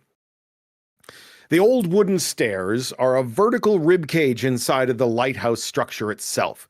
Your boots thump with numb feet that vibrates all the way up your legs. It's cramped and it's cold. The air is thin and sharp, stinging your nostrils as the hair in your nose freezes with every inhale. However, you do feel some warmth as you climb the stairs. The warmth is coming from this glowing yellowish white bulb in the structure of the lighthouse lamp itself. Give me a dexterity check as you, an agility check as you climb up these Why do you rickety make wooden it an stairs. agility check? Because it requires agility to climb up these stairs. It's not my fault you sold all your agility to survive this far. That's an 8. Ooh. All right. The stairs are made of wood, and they're old, and they're narrow and steep, and your legs are kind of numb, and you step and you kind of stumble and trip a little bit. You look out the corner of your eye and you see a draugr has climbed the side of the lighthouse. It smashes through a window next to you and gets a free shot on you. What? Slashing you with its claws. What is your armor class? Oh boy. 14. All right. It slashes through your jacket, but it does not cut you open. Whoa. Yeah, but it ruined my jacket. Piece of shit. That was a nice jacket. God damn it. Actually, it's going to suck if we still have a blizzard to deal with after this. Okay. Well, I feel like the sun's going to come out and it's going to get like 70. Back to Texas Emery down in the sitting room as 2 draugrs enter the room behind you. You're armed with an axe. I see the Gauss rifle on the ground. Can I run over and grab it and fire it at the 2? Absolutely. Okay. Yeah, I drop the axe and I run over and desperately grab the Gauss rifle and point it at the 2 of them. No, I saw Aaron blast 2 of them at once with this thing. Maybe I'll get lucky and do the same. Here we go. That's not a bad roll. It's a 13. That's not great. The familiar hum and whine of the electrical coils fire right up again, and you fire a shot. You do hear, before the shot goes off, that kind of familiar click, click, click sound. So you know this might be your last shot with the Gauss rifle. You fire it. The Gauss rifle fires this electric bolt that goes right through one of the draugr, ripping it in 2, but it does not harm the other one. All right. And it charges forward to attack. That'll be the second round of combat coming up next. Aaron, you're on the stairs. A draugr has climbed in through the window next to you. What do you do? Okay. I need to keep climbing up the stairs and sacrifice my own coat and pants. Yeah. No matter how many rips they get, I got to make it to the top. All right. This is going to be an agility check. God damn it. Why did I sacrifice my agility? I don't know. Oh! Yay! Oh! Oh, boy. All right. 2. Oh, damn. The cold wind and the attack from the draugr has distracted you enough that you lose your footing again on the stairs. You're not able to make any progress up the spiral stairs to the lighthouse lamp. You're holding the wadded blanket in one hand, trying to hold it out far away from the draugr so it can't be destroyed as the draugr lines up another shot. I'm going to let you shoot it with your other hand because you have a 45 in that hand. So go ahead and give me a shot. Got an empty hand that's ready to shoot. Let's do it. Boom! That'll be a 14. Not bad. All right. You shoot it pretty much point blank. You're able to get a shot off, but it does not kill it. You tell that it's badly wounded, but it's not dead. It's going to do more than rip my coat next time. God damn it. We go back to Texas Emery down in the sitting room, and he's got himself in a real dang dumb pickle. Does this draugr attack me, the last one that's in here? Or is it? It sure does. Oh, God. What's your armor class? 11. All right. It tackles you to the ground, puts its hand on your face, and starts sucking your soul out of your eye sockets. What? Give me a constitution check. Oh, no. No. They never did that before to me. Well, they did to someone else. Yep. 10. Fuck, dude. Okay. You are holding your own, trying to wrestle yourself free from this draugr, but if you don't get away from this thing, it's going to get a lot harder in your final turn of combat. Okay. All right, it's my turn though, Aaron. right? Well, it's no, you're right, because the draugrs have to go, and then it'll be your turn. Okay. So Aaron is on the stairs. The draugr has climbed in through the window. It has it's grabbing at Aaron's pants. It Yeah. wants to take his pants. Or Yeah, it's of course or it it wants your legs, maybe. Something always wants to take my pants. No, it wants my pants. Trust me. It's always going to try to take my pants. In your armor class? 14. All right. It grabs your pants and yanks your pants off in one fell swoop. You're pantsless. And it slashes your leg. Oh, jeez. Slashes How your leg much? with its claws for Oh my 6 points God. of damage. The blood Wow. that gushes out of your leg instantly freezes. Jesus. Oh my God. Fucking, gonna you're make worse it- than bears, you shithead. How many hit points do you Make have? it tough.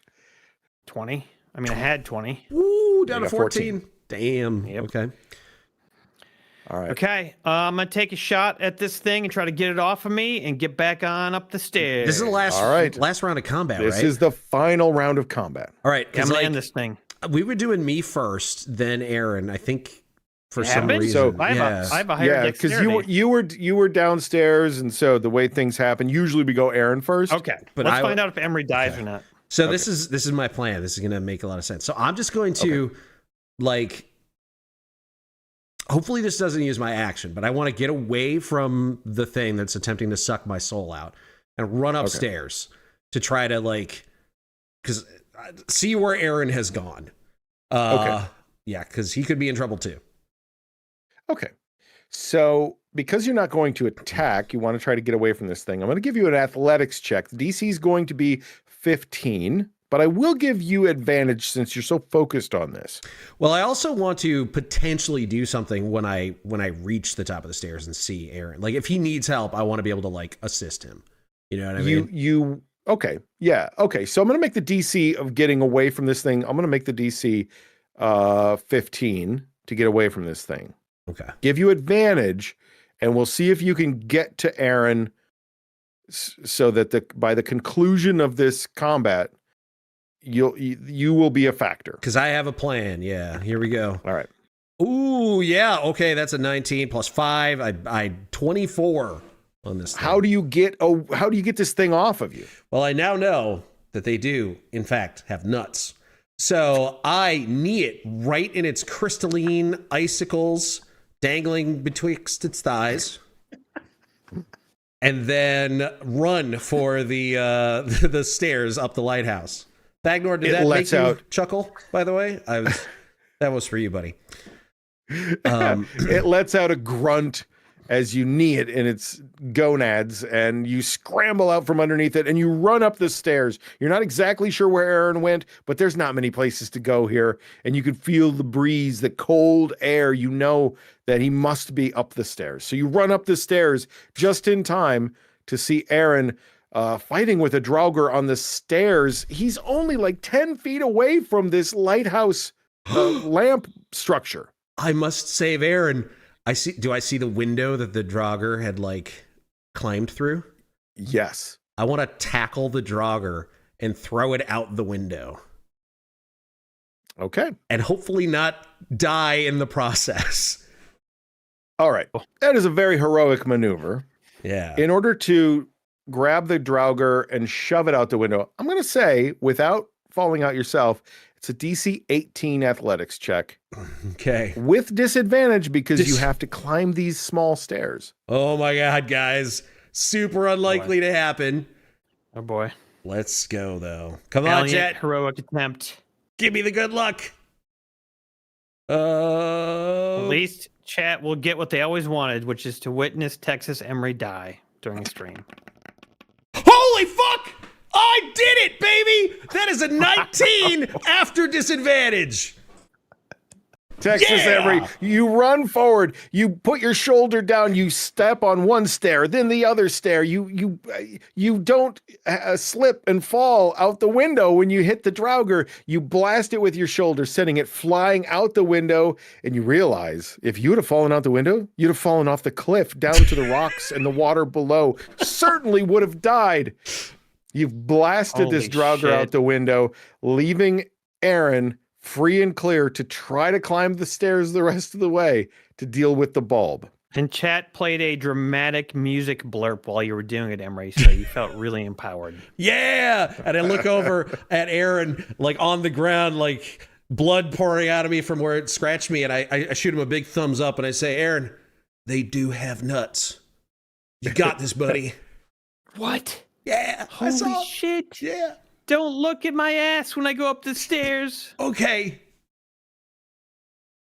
You hear the screams of the Draugr that are inevitably coming into the kitchen and the sitting area downstairs. It will only be a matter of seconds before more of them are upon you. You see shadows on the windows that are still intact as the Draugrs that were outside have now climbed the building. Aaron, give me an agility check to see if you can make it up the stairs to the lamp to do your job.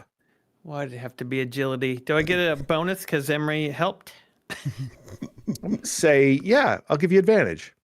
Yes. Yes. Yeah. Knowing they have nuts.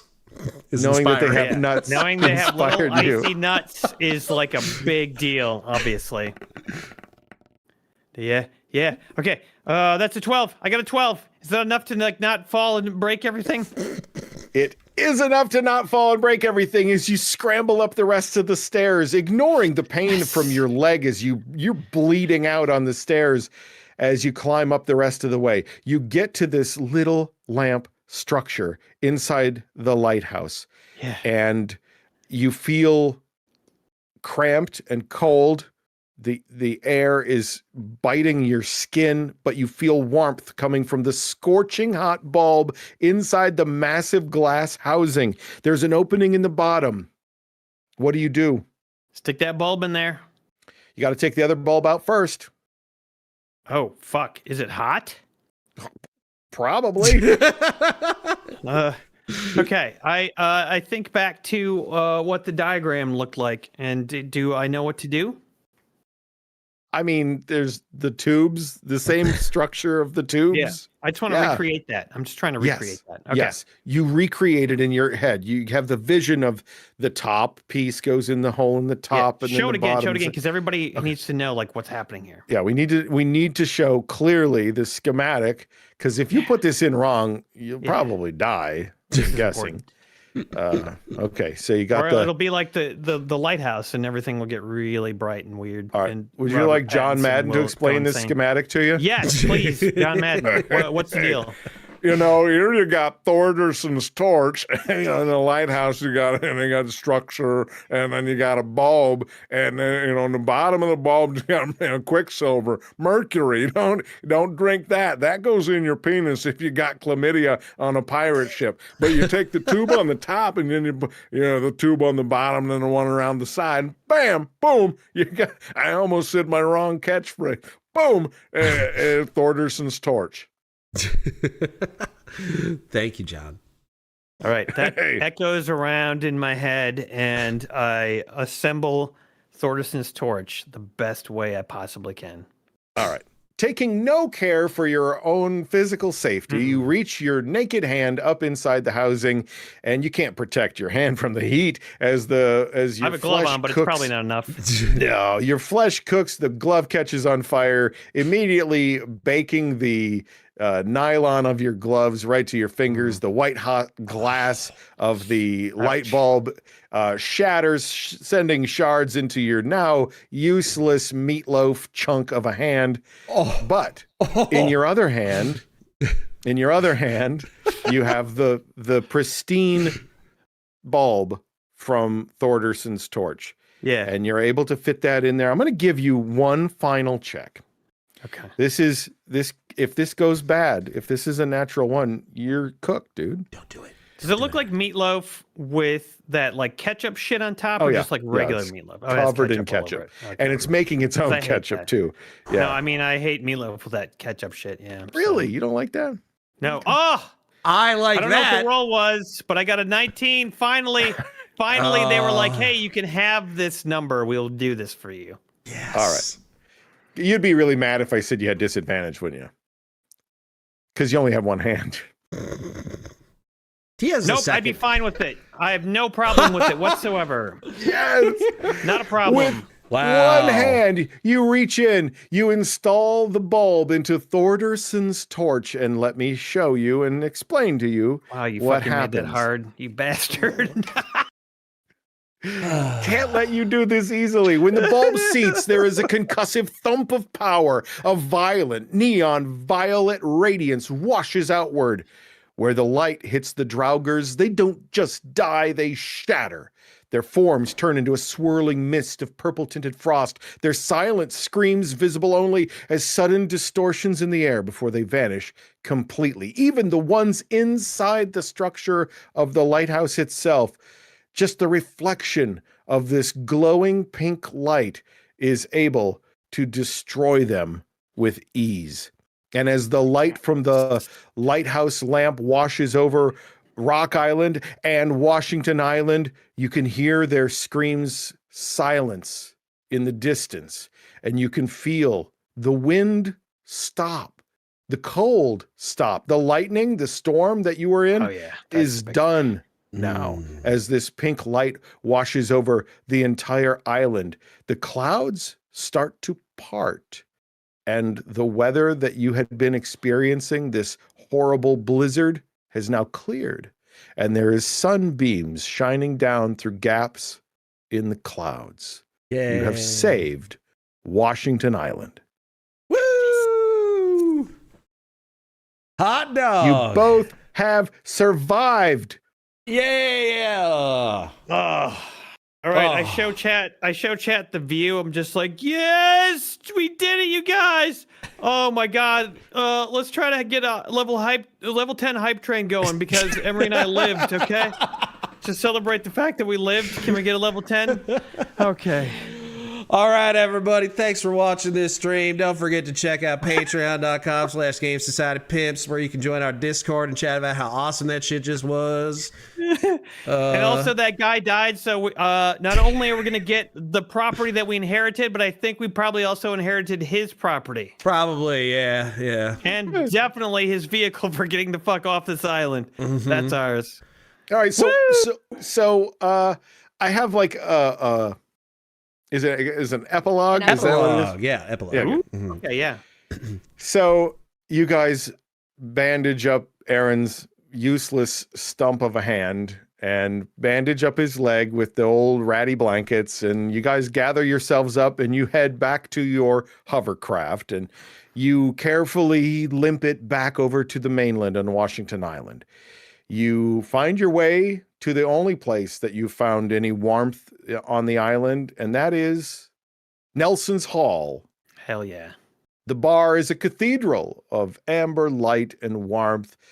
And, oh, your old buddy Sassy Frass, the little tweaker, she's there. Let me show you what she's so happy to see Aaron, because, you know, she kind of feels like maybe they have a thing going. I don't know if that's true or not, but it kind of feels like they had a little bit of a thing going. In this universe, why not? And, yeah, I mean, she pours you a shot of bitters. There you go, buddy.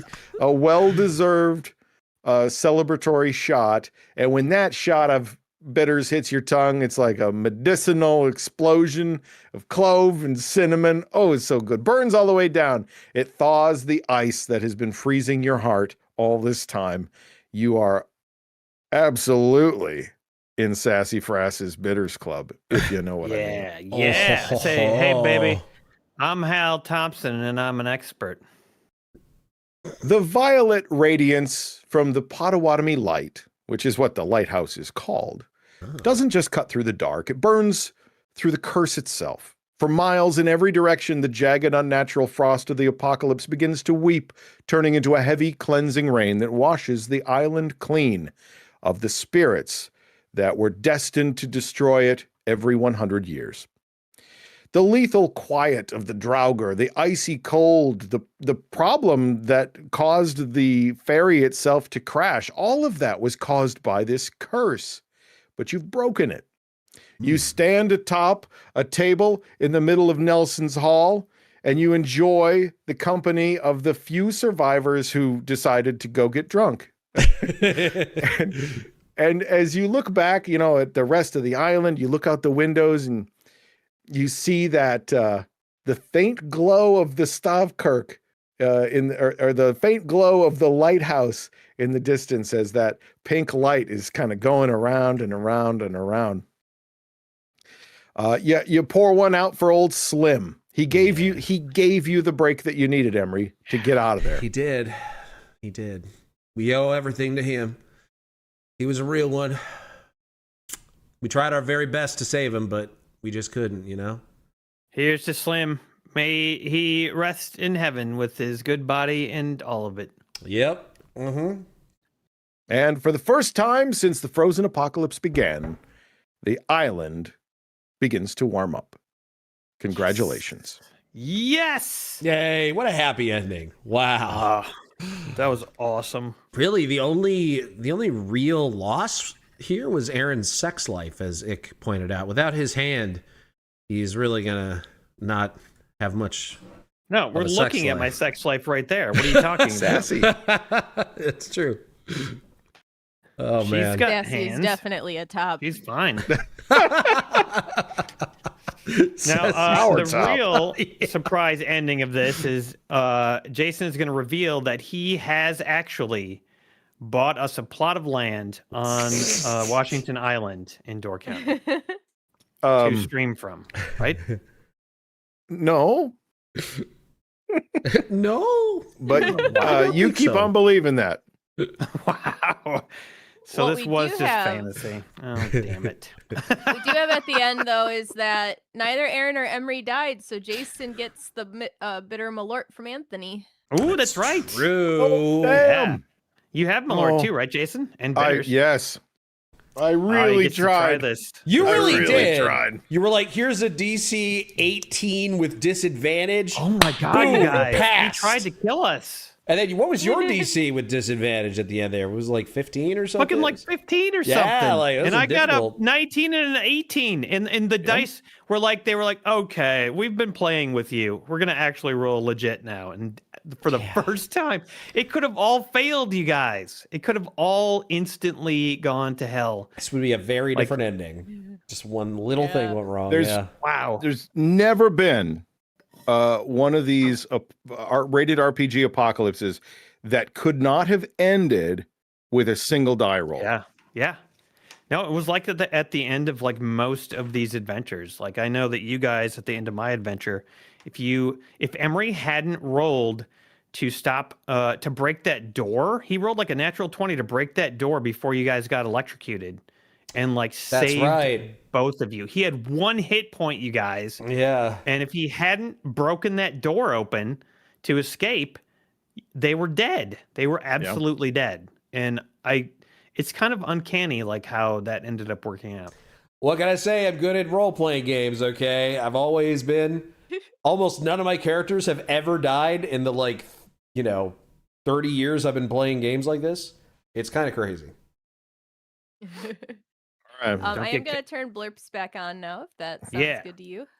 Yeah, hit me with some blurps while I drink this Malort with bitters. This will be fun. Jinxie wants everyone to die in one of these, LOL. Well, It'll I feel happen like at that some will point. happen. That will happen inevitably. The other thing that we should probably announce, right, is that Jason, for the time being, is going to be the DM for the future adventures. Rated RPGs. Rated RPGs, Yes. because Emery and I, while we want to do it, Jason, Time's first of an all, issue. first and foremost, Jason is fucking amazing storyteller, and Mm-hmm. I want him to do these because I really, really enjoy his stories. But second of all, like I feel like Emery and I would have to sort of force ourselves to do things too quickly, and I don't want to fuck it up. So we're gonna let Jason nail it every time instead. And when you let my little creative squirrels run loose in the yard, boy, they dig up nuts. And I will tell you, they have found several nuts. juicy nuts to Just share. like Texas Emery did. There you go. Yeah. There's the image for the next adventure. So By the our way, the very Asian next, was fantastic, and King Anthony says he is really good. Thank you. Yes, he is. I agree with that. I'm very passionate about this. Yeah, and it makes sense because like I was prepping to like get ready to do the next one before we made this decision, and I was just finding myself like a lot more stressed out and a lot more just like, oh man, I don't know what to do. I don't know how I'm gonna like make this like really good as it deserves. So I was really glad, Jason, that you were just like, hey, why don't I just do them? And I'm just like, yes, Yes, please. It's gonna be better. I think it's gonna be better for everybody. I do want to wrap up a couple business things real quick. We had one highlighted during the stream of 42 who says, I know it makes no sense, but I wish a Slinky was going down the stairs right now. In the lighthouse? Yeah. I saw, if you Yeah. guys ever saw me laughing during this, it was because Yeah. I just read one of your comments and was just losing my mind. There was some really good and you know, we have to role play. We can't read all the comments, but I was reading them and laughing while we were playing. So Yeah, me too. And then There we were got- several that I did that. Yeah. We got a new follower. I'm not sure. The T might be shared. It's either lost trait or lost trait or lost rate. But either way, thank you for following us on Twitch. cheers. Thank you. Thank you, Lost Trait. Yeah. So our next rated RPG apocalypse is Gary Con Apocalypse. It takes place at Gary Con, which is a gaming convention in Lake Geneva, Wisconsin. The very first Gen Con was in this same location that Gary Con takes place in, at the Grand Geneva Resort in Lake Geneva. And there's such a wonderful history, bizarre history to the Grand Geneva Resort. It was originally a Playboy club. Mm-hmm. What? Like Playboy the magazine, Hugh Hefner. Yeah. Yes, with a grotto and everything. Wow. Wow. Yeah. And now it's all nerds that go to this convention, and Yeah. Yep. That's a lot of fun. Gary Gygax's son thinks Emery hates dogs in real life, says Mythrander. It's That's all my true. fault. Maybe something to utilize. Yeah, that's true.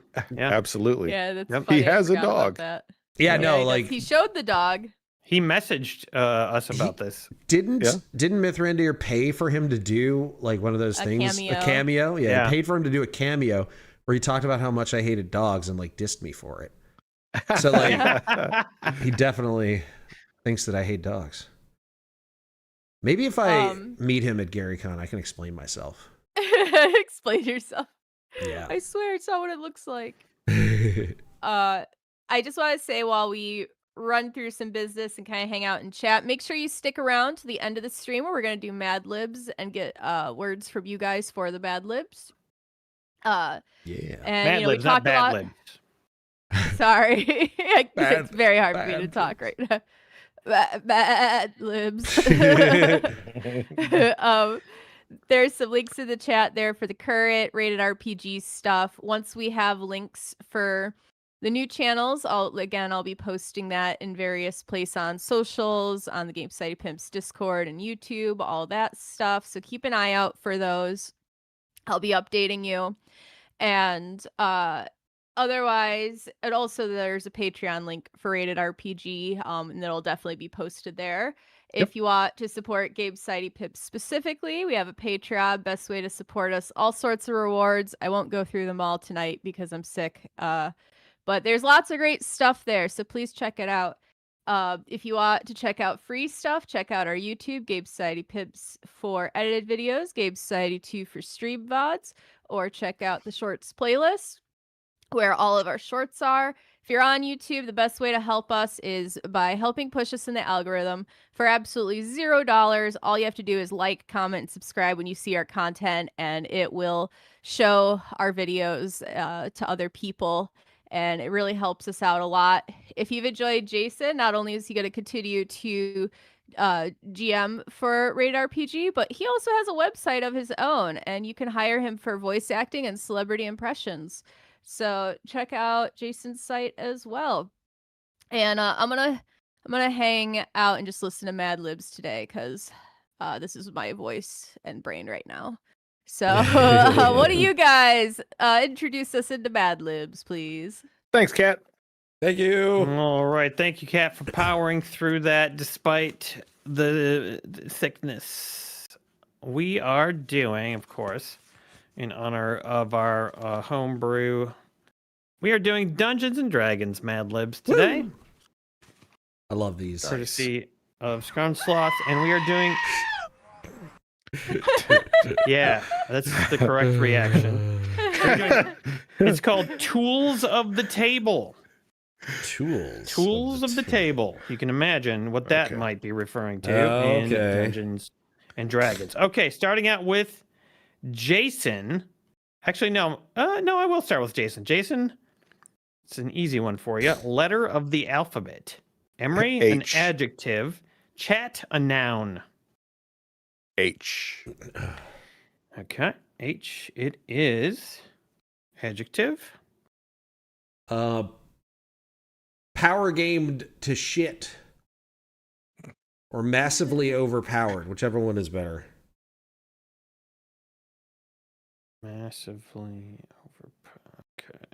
All right, and then what does chat got for me? For This is, nouns? what was the ask? Noun. Toilet plunger from Ranger Ron. Plastogiosis butt nut. I think that's a noun. It is. Okay. Thagnor's is Hal. Hal is a proper noun. Okay. Dingleberry. I need a part of Popper. the body, Jason, a noun, Emery, and a noun, chat. So keep up with the nouns, chat. Okay. We'll throw you engorged G spot. Right. Engorged G spot. Farts coming from chat for a noun. Champagne flute. Dingleberry. I said that one already. 1995 Farmer's Almanac for a noun. That's a good one. I have a noun for you whenever you're ready. Hold on. 1995. I'm using this later in a place I won't tell you. Nice. Keep it secrets, huh?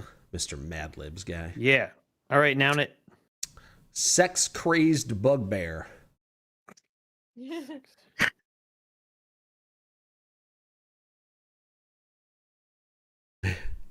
Okay, thank you.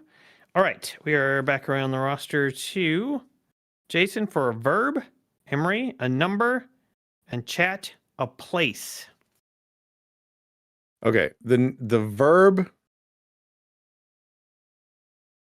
verb is chugging halfling.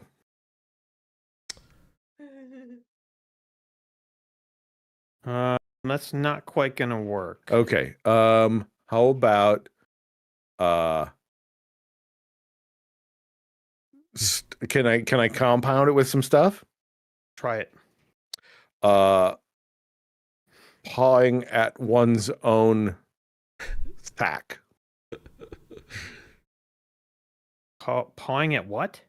Pawing at one's own sack.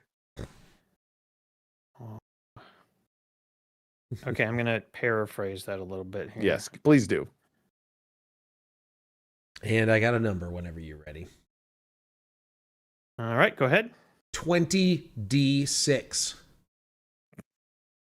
Got it. And a place. I see backseat of a 1973 Chrysler Cordova, Washington Island, the moon, a mansion in Wisconsin, place plus Tangiers, Cape Canaveral, Dragon Lord's throne room, the Geneva Lodge, sex grotto, horny shark. Oh, I guess that might not be a place, but it could be. Mars Cheese Castle. Love that place. I could go for Maybe some an cheese. apocalypse should happen at the Mars Cheese Castle.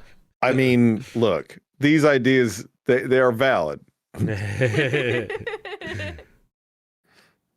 Cheese apocalypse. Okay, hold on. Aaron told me about clotted cream today. Maybe there's something Oh. there. Clotted cream apocalypse. Yeah. It's the same reaction I had. I was like, clotted, that sounds gross. But it's apparently not gross. Oh Apparently my god. delicious.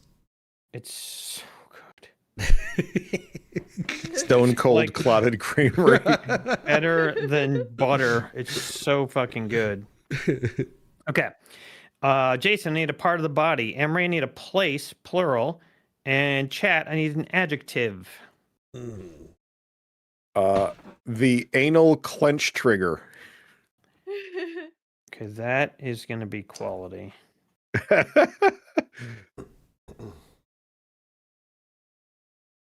Or is it better to say rectal clench trigger? No, anal clench trigger is Okay. a great phrase for anything. Emre, a place plural?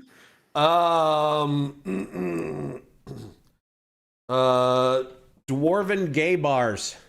Oh my god, I was literally thinking dwarven as the first word. How?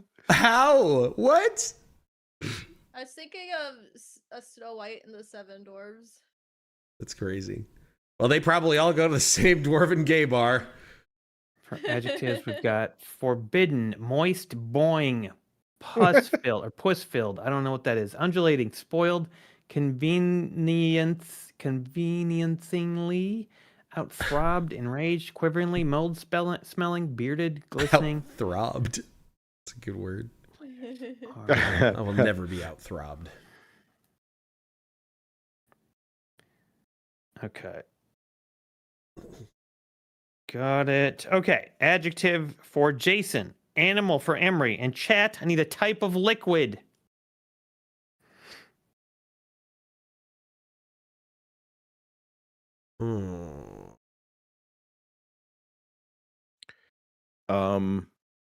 Adjective. For animal, could you do freshly shaved pussy? That laugh, Cat. You're just like, Sorry, I'm dying. It's just really fun. It sounded like a pity laugh. I thought it was actually funny. How about this, Aaron?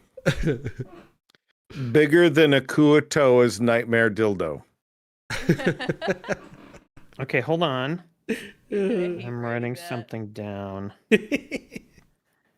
Okay, what your adjective is bigger than Bigger a than what? a Kuatoa. Bigger than a Kuatoa's nightmare dildo. I'm sorry, I'm not writing that all down, but if you can Oh, remember that, I'll I will remember come it. back to you and say Okay. the adjective that Jason suggested, and you can read that. Okay. Okay, because I like it, but it's too much to write down. All right, Jason, guess what? I need another adjective from you. And I need a noun from Emre. Chad already used one of your other suggestions earlier for the next thing that we did. So A noun from me? Okay. noun from you, an adjective from Jason. Adjective. Puckery. Good.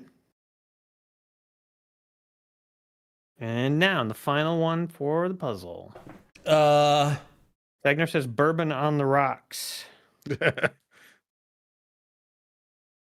Smells like bitters in here. All right, okay, guys. Anthony I says want flubber. I want the final adjective or final noun to be a +5 sword of blank. +5 sword. Anthony said flubber earlier. Wagner said tequila, Vidalia onion. We'll take more suggestions though for this. We want to make sure we get a lot of options for the +5 sword. +5 sword of flump slaying. Flump slaying. That's Donkey pretty balls. good. I was thinking dog slaying actually, but flump slaying. Wow. Pants Tried to shitting. make chat say it for you. Hungry, honky tonk. +5 sword of pants shitting. I like that. I do really like +5 sword of honky tonk. I also like +5 sort of leftover garlic aioli. That's pretty good too. +5 sort of throwing it back.